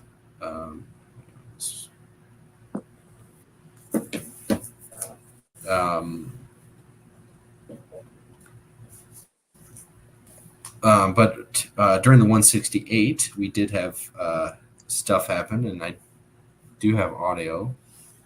Not set up here though, but we do actually have some audio responses that we capture out in the field, and we do have some more stuff that I'm looking through.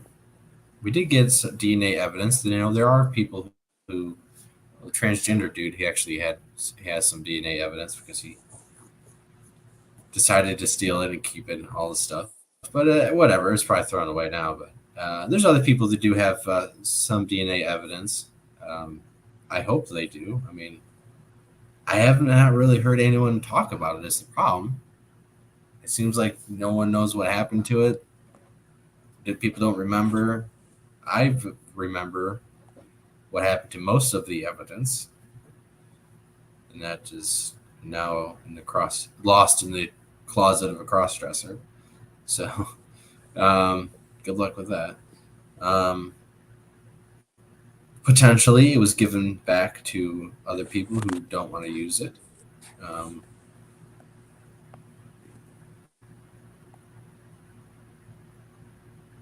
Potentially, Mark actually might have a vial or two of DNA of hair fragments of some dirt from the footprints. Potentially, maybe, I'm not quite sure. He might have been given one of those. I would hope, but at least you would know that it's out there and someone has it instead of like in the mystery closet or just scattered about and no one else even knows where it's at. It's a little frustrating and stuff because a lot of that effort and evidence and stuff has yet to be shown. The documentary and stuff wasn't everything that was downloaded. Everything that was taken. A lot of the video evidence stuff is still actually on hard drives, still waiting to be discovered, still waiting to be analyzed and put out. And it's probably going to take a long time before Mark does that because he's the only one who is working on that. Has no idea where to look for things, has no idea when people are having interaction because, a lot of the people don't want to work with him or, don't want to help him or anything like that, which only hinders the evidence from coming out.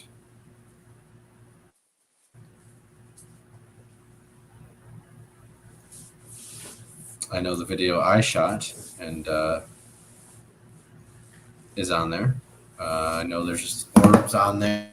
There's a bunch of audio on there. There's there's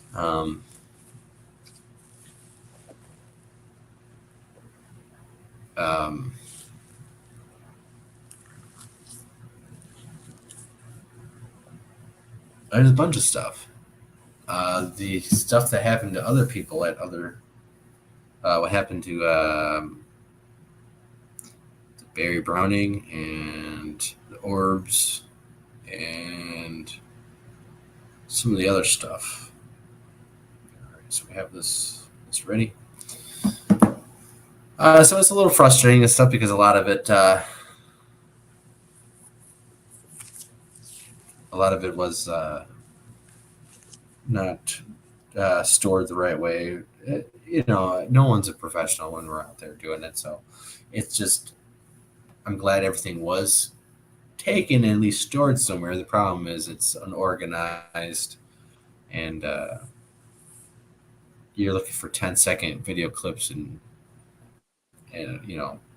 hours and hours and hours and hours and hours of footage. So yeah.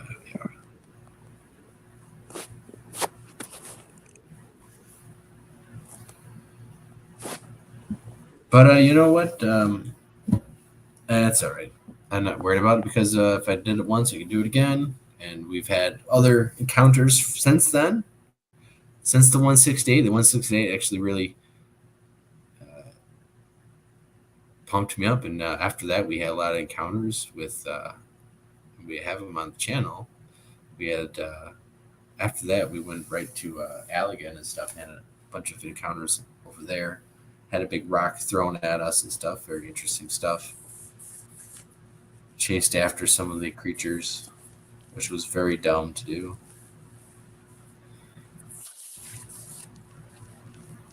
I got some of that actually I can play. While I get the other hoaxer ready up and ready to be spotlighted.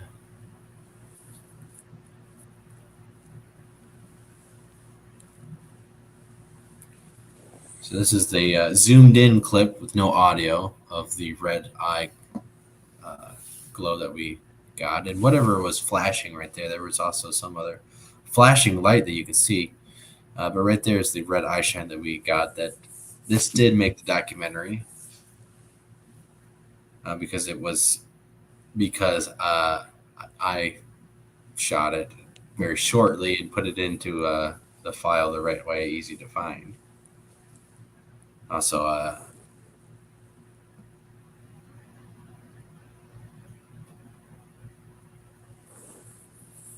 I might have actually just sent this to Carrie after the fact, too. I have to check the messages, but he did put that in and said it was pretty significant. It just always kind of sucked that the other one that was way better. Actually, I mean, that's pretty damn good at it, but the other one is you actually see a creature walk across the trail, slink across the trail. So if you look in the left very quickly, there's this flashing like orb thing right there. I have no idea what that is. It flashes for like a second, two, it flashes a couple times. And I didn't notice that in real time. And I only noticed it after the no idea. I've no idea what it is, but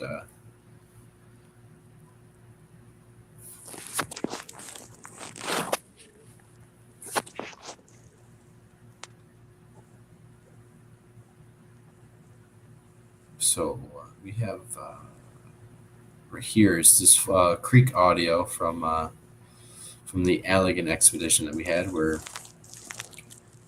me and the other individual I was with was getting hissed at, getting stuff getting thrown in the water. What was that? I don't know. Did you hear that hiss?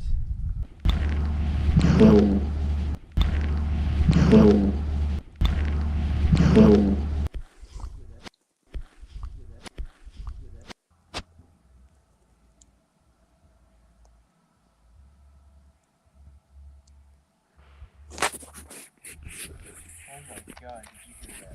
Yeah. Something just got thrown in the water. Yeah.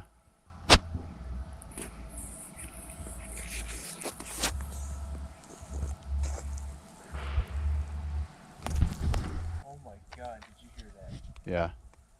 Something just got thrown in the water. Yeah.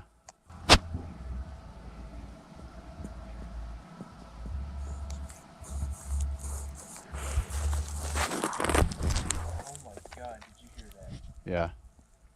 Something just got thrown in the water. Yeah. Sabe. You hear that? Sabe. You hear that? Sabe. You hear that? Sabe. You hear that? Sabe. You hear that?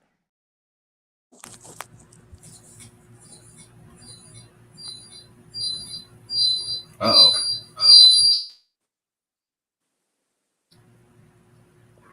Echo of death. Yep.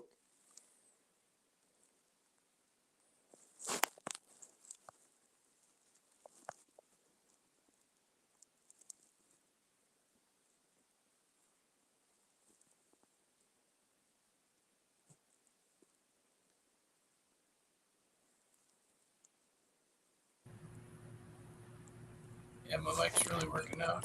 It's echoing way bad. 5 seconds. This thing should be good.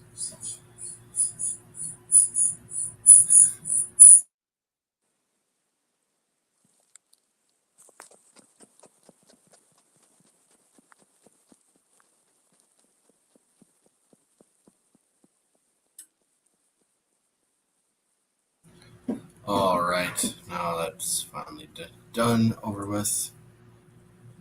Why is it showing that comment? All right.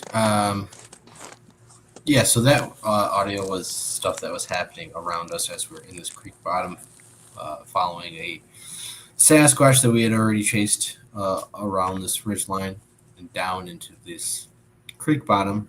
Of course, we can hear the hissing sound, a little bit of popping sound, and the big splash of a rock about that size being thrown up into the air and landing directly, bam, vertical, splashing into the creek, frightening the individual by me and telling us that don't fuck around because you're going to find out, basically. And it's at that moment or after the fact when I remember that moment, how easily the Sasquatch could have picked that rock up and thrown it at us and killed us instantly, shatter the human body, and you are mush. And we are really, toddlers out there running around with flashlights, being encircled by a Sasquatch who can chuck a rock the size of your head at you, kill you, do whatever they want to you, anytime they want. It is really not safe to try to crush your luck and mess around with these things. In that instance, we did chase after these things. We were doing a bunch of stuff, antagonize. This was after 168. I was really trying to get something to happen. And I like to feel like whatever we were interacting out there, however many they were a good sport about it. They didn't, they were a good sport about how we interacted. Now, when Chad was there, he was up on the hill and drunk, blaring his music while real research was being done in the field. He had something thrown at his truck, or supposedly he was having an interaction, like they didn't like him blaring the fucking music. Like we didn't like it. I was getting irritated. The other person I was with was getting irritated at the music. I'm sure the Sasquatches were, or maybe they indulged at our irritation and were irritated at it too. But claims that had some stuff happen, but all the evidence that could have had been, because there's audio recorders going on at camp, all the evidence that could have had, we have it. It's just a radio going on the entire time. And you hear it shut it off. He shuts it off when he hears something hit the truck, but you don't hear nothing because the radio's fucking blaring. So That sucks. so again, when yeah, it does suck because no one, he didn't want to listen. And when you have people, you want to make sure they listen. You want to make sure they're in control. They're being professional. They're not out of control. But you can find a lot of evidence on the on that one, on the Allegan Part 1 and Part 2. This is also what happened. This is an amazing tree knock. One of the best tree knocks I've ever come across, and definitely the best ones that I've definitely recorded. And this is right as we were going into a new spot, going to on the edge of a swamp, and had the dog off.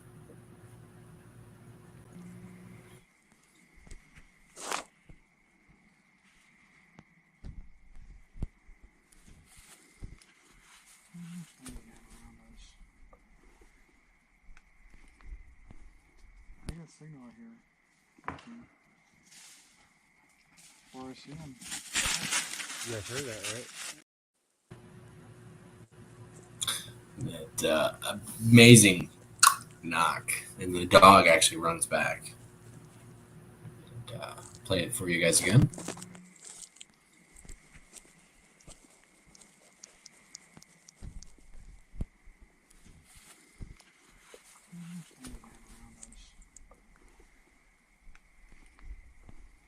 I got signal out here. Or I see him. You guys heard that, right? Is that him? Was that him? Like the dog smacked his head into the tree or something, knocked it that hard. That was one of those things. Like, wow, it happened right there. Everyone heard it.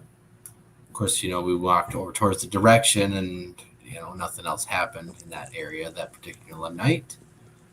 But in a different area, we did have stuff go on and chase after them. Chase after the supposed Sasquatches, and then the second night we had the interaction at the creek bottom. And I am actually working on, I don't have it on here, but we have some responses of when I'm calling out, and you will hear I call out and there's a pause, and then you'll hear disturbance and stuff. You can hear it walking or something like that, basically responding through that way. And that's when we kept trying to go after it again, and it was just messing with us and just being beyond our reach, beyond our sight. And I'm actually working on that to boost that up a little bit, as we're going to showcase some of this older stuff again and bring it back to light with some more stuff, because some of that earlier stuff I didn't have the programs that I have now to use. Here's a good wood knock that me and James actually heard a couple of years back. Well, there's a big pile of mess. They could have flipped around and stuff. Yeah. Well, there's a big pile of mess. They could have flipped around and stuff.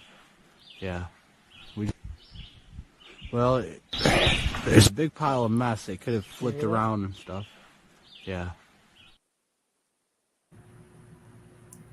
That one's a little bit harder to hear than the other one we heard. And that started us off on that journey that we had quite a bit of interaction. A lot of stuff that didn't get recorded, unfortunately.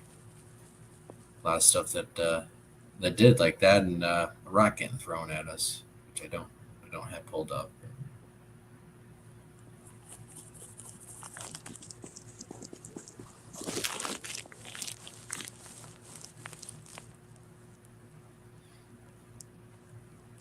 But December 1st, doing nothing that weekend or whenever that is after. No gun season. I'm jumping right in to some of these spots. I might be busy, but December 15th, me and Tyler are planning on going somewhere. Sweet. Mid-December, somewhere in there, that weekend. Yeah.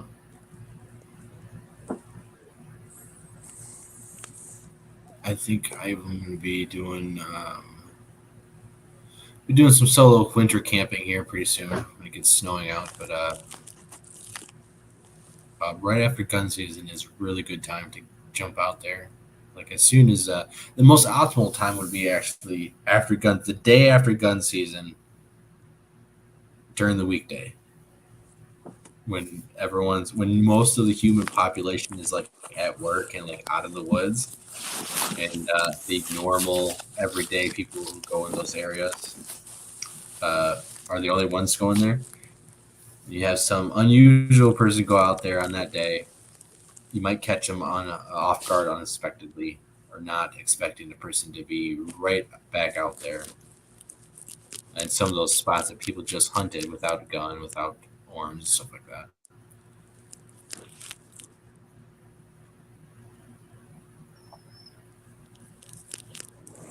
I guess I don't have that pulled up. We have this.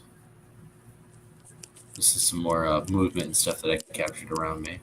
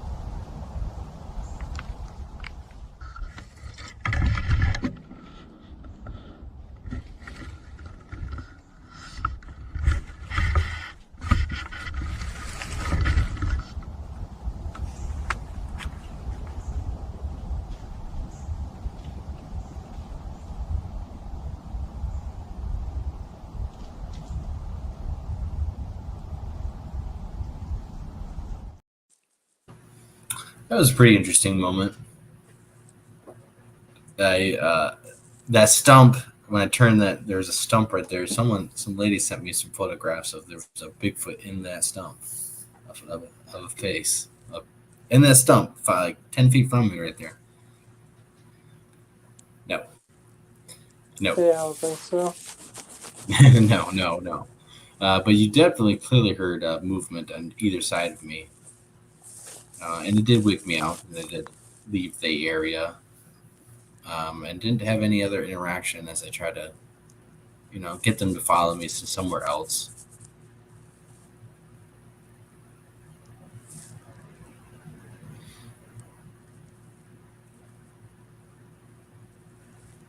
But yeah.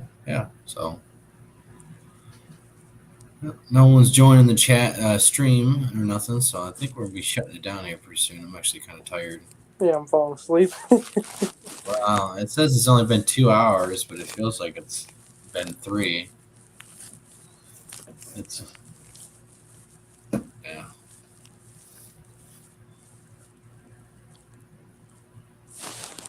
No, I mean that's pretty much it. We blew through all these videos and stuff real quick, and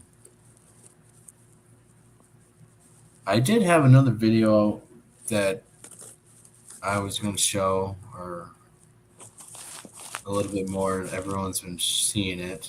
I might have shown it last week, the 10th. More information came out about this guy. I can't remember his name right now, but he's a hoaxer and stuff. He does it all the time. His videos make the rounds. And all right, so here's this video of. I don't know. Yeah, I don't know. This guy don't know either. So here's this video of the hoaxer. He takes pictures. Long Island, Long Island Bigfoot. It's getting tired. I'm getting tired. It's getting late. So here's him telling a story which I thought was kind of made up. It's a lie, a little fib that he didn't really need to tell. If this story was even real, like, you know. It's a deer stand, and it's a, you know, somebody was poaching right there.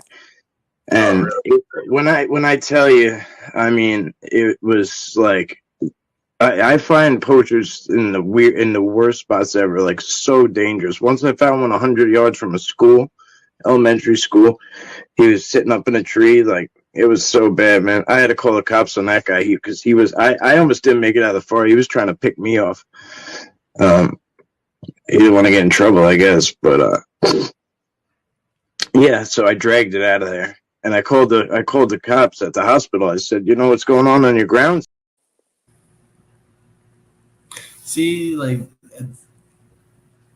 it was that lie that got added into that story that didn't need to be told.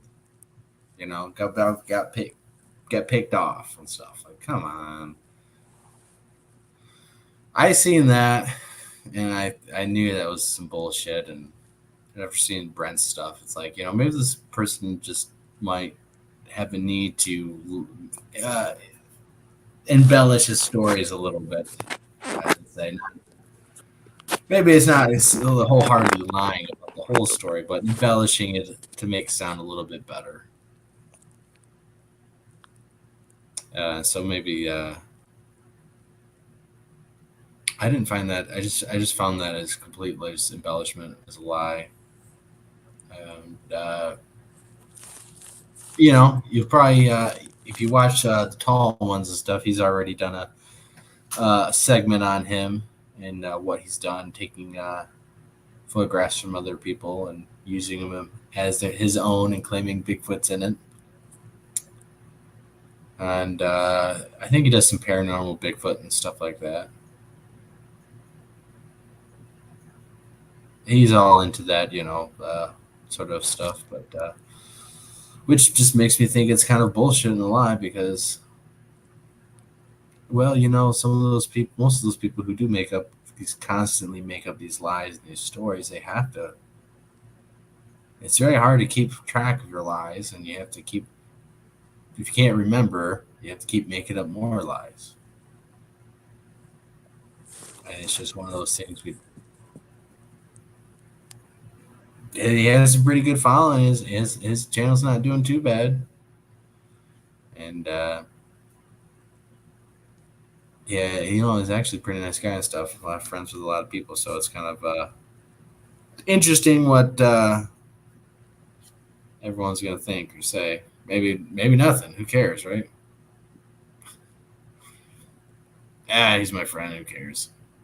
Bigfoot community is just See, it's like, you know, a lot of people, like, either you take it fucking seriously, and we need to hold people to a standard. We need to, like, raise our standards, or we let shit slide because, you know, well, he's my friend, it's okay and stuff, which furthers along the falsehood, the lies, this false narrative and make-believe stories and all this other junk, which makes all these younger generation or people coming into this so subpar beneath our standard that they can't even go out and research properly because they think a Bigfoot's this tall, small, in some grass at the foot of a tree, which we showed last week. Or, you know, you think Bigfoot's, you know, in the middle of right behind your house in a clump of foliage that is foot by foot. Not this one, the next one, but or you take a picture at nighttime and, you know, you can't tell between the darkness, shadows, and the actual physical body being there. You know, you just want to see what you want to see, and this is what we have: crap. So we don't call out people for promoting falsehood and crap. We'll have more of this. It's like a foot by a foot section, 2 foot by 2 foot chunk of vines. And people say it's real, it's real, it's real.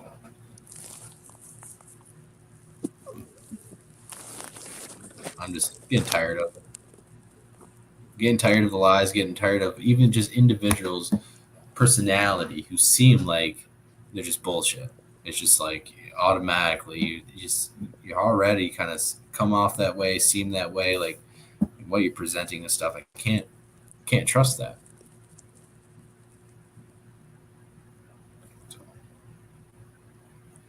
And that's kind of been why I've been doing this hoaxing and showing these hoaxes and showing these liars, showing these fabricators, showing these fucking people who will who are either too stupid themselves or believe that the audience is too stupid to catch them in their act.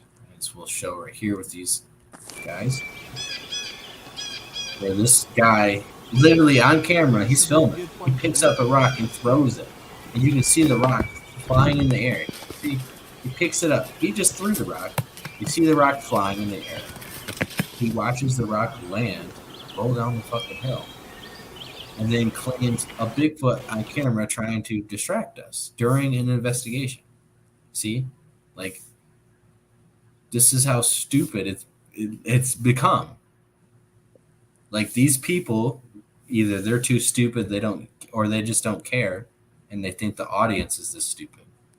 And so, which is it? A lot of people believe them. So, and then those people who believe this go out in the woods and then go try to find Bigfoot. It's already dangerous. It's already hard. It's already ridiculed enough. And, I think we have these zombies out there who don't know anything, don't know any better. Yeah, Squatch watchers, half the time, I don't even think they know what's going on because they don't know, or they're just faking it. It's kind of hard to tell sometimes. They're really good acting, or they're just totally out of their mind and think everything's Bigfoot.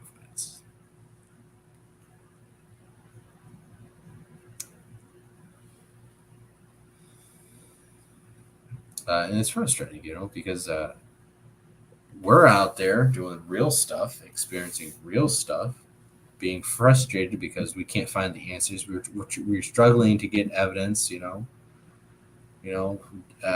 upset when we film stuff and it come back home and it's not on our camera, right? Stuff's not there. It's not on the data. It's like we are facing real issues and stuff that needs to be talked about. Real cool stuff, interesting stuff out there trying to find, not taking fucking pictures of bushes, not taking fucking mind speaking to fucking jelly beans out there, not exaggerating our stuff. We don't even put shit out there because it's not about content channel. We're not content providers for you. We are a research group who puts out evidence, real evidence, what we believe to be evidence or interesting stuff. I could make a few documentaries of us just going out in the woods, hanging out, looking, but there's nothing happens. To me, that's not interesting. If you want to watch that, you can watch, there's Small Town Monsters. There's amazing documentaries. Well, you watch documentaries of storytelling and interviews of witnesses and stuff, but there's no evidence and stuff. There's very few channels that just put out evidence. There's a lot of channels that do documentaries, and that's fun. We've put more raw documentaries out where there's evidence in it, and it's more of the main focus.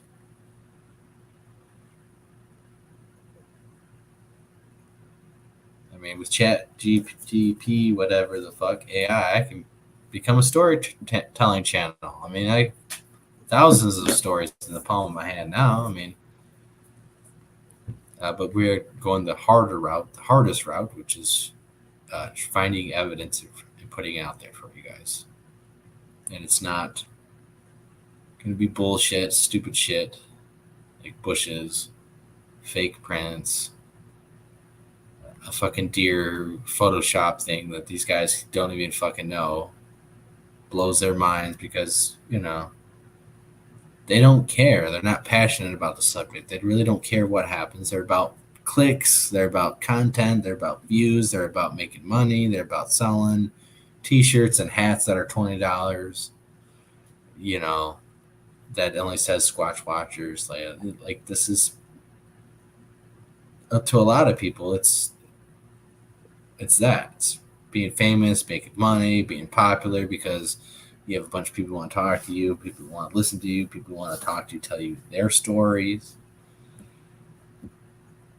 When we should be focusing on finding the real evidence, going on real expeditions, throwing real campouts and expeditions to go find this stuff, not, you know, like throw an expedition and it's like, welcome to kindergarten for Sasquatches because, oh, you know, we're going to teach you how to basically be a noob and do stuff as like a kindergartner would teach you the most basic, lamest things and do the most basic, lamest things instead of just going fuck out there and get shit done.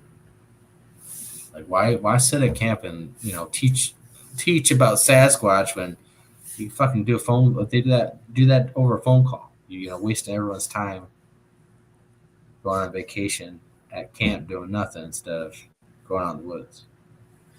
I see a lot of people going to camp. I don't see a lot of people go out in the woods.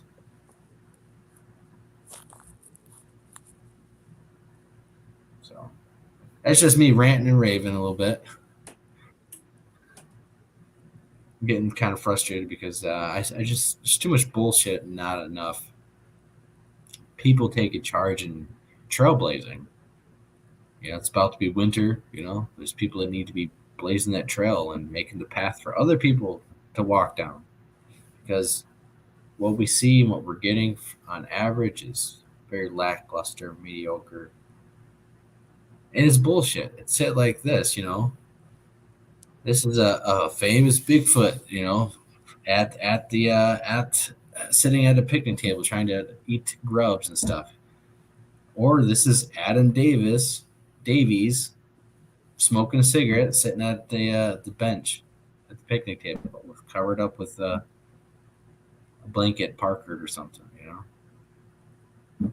Is that Bigfoot? Is that Bigfoot or is that Adam, right? It's stuff like it's, and the people who are there and the people who have these photographs and the person who's sitting there know it, but you know they don't say it.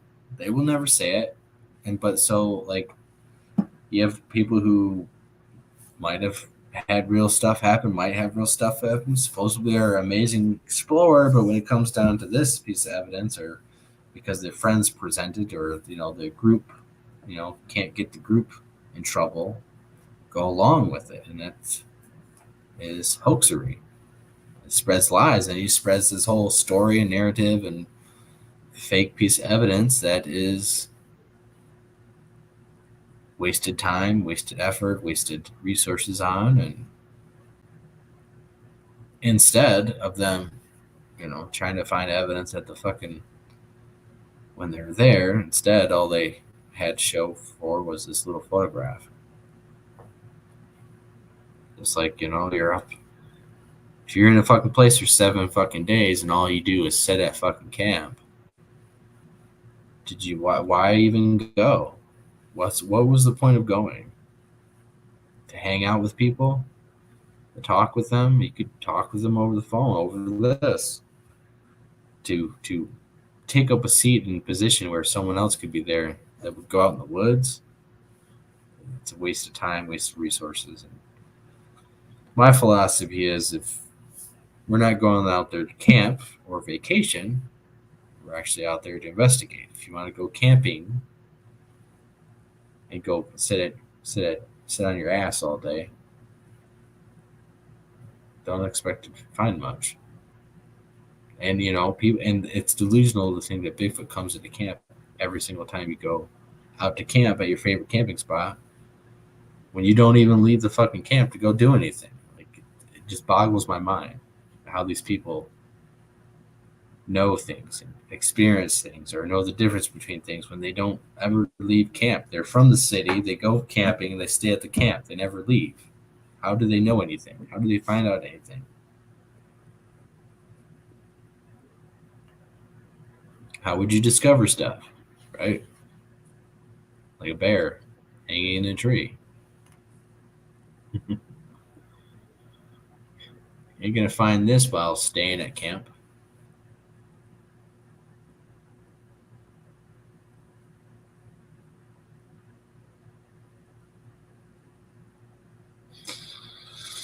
But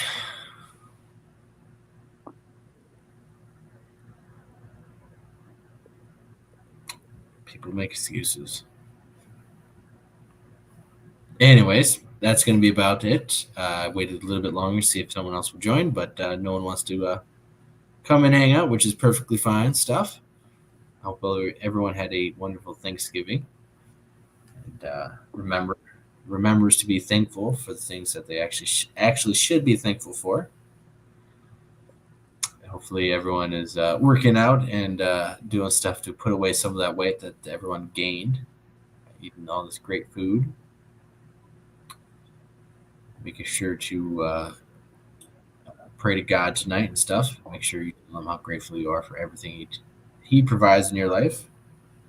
Remember to spot the love and beauty that is around in this world, not just the ugliness that you see on TV. There's too much of that you can plainly see. Too much of that is easily see. So why don't you look for the beautiful, magical moments that God provides that you don't see on the news, that isn't thrown into your face, regurgitated into your face, like the fear porn.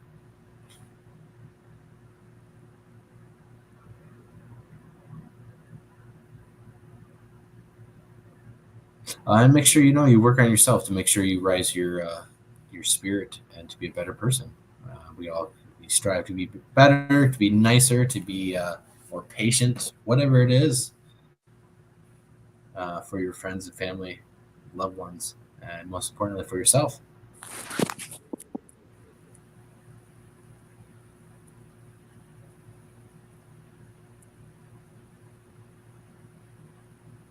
All right, so with everyone, please take care, and we will see you on the next show, whenever that will be. Maybe next Saturday, I'm not quite sure. We should have a couple of different things rolling out. All right, so God bless everyone, and take care.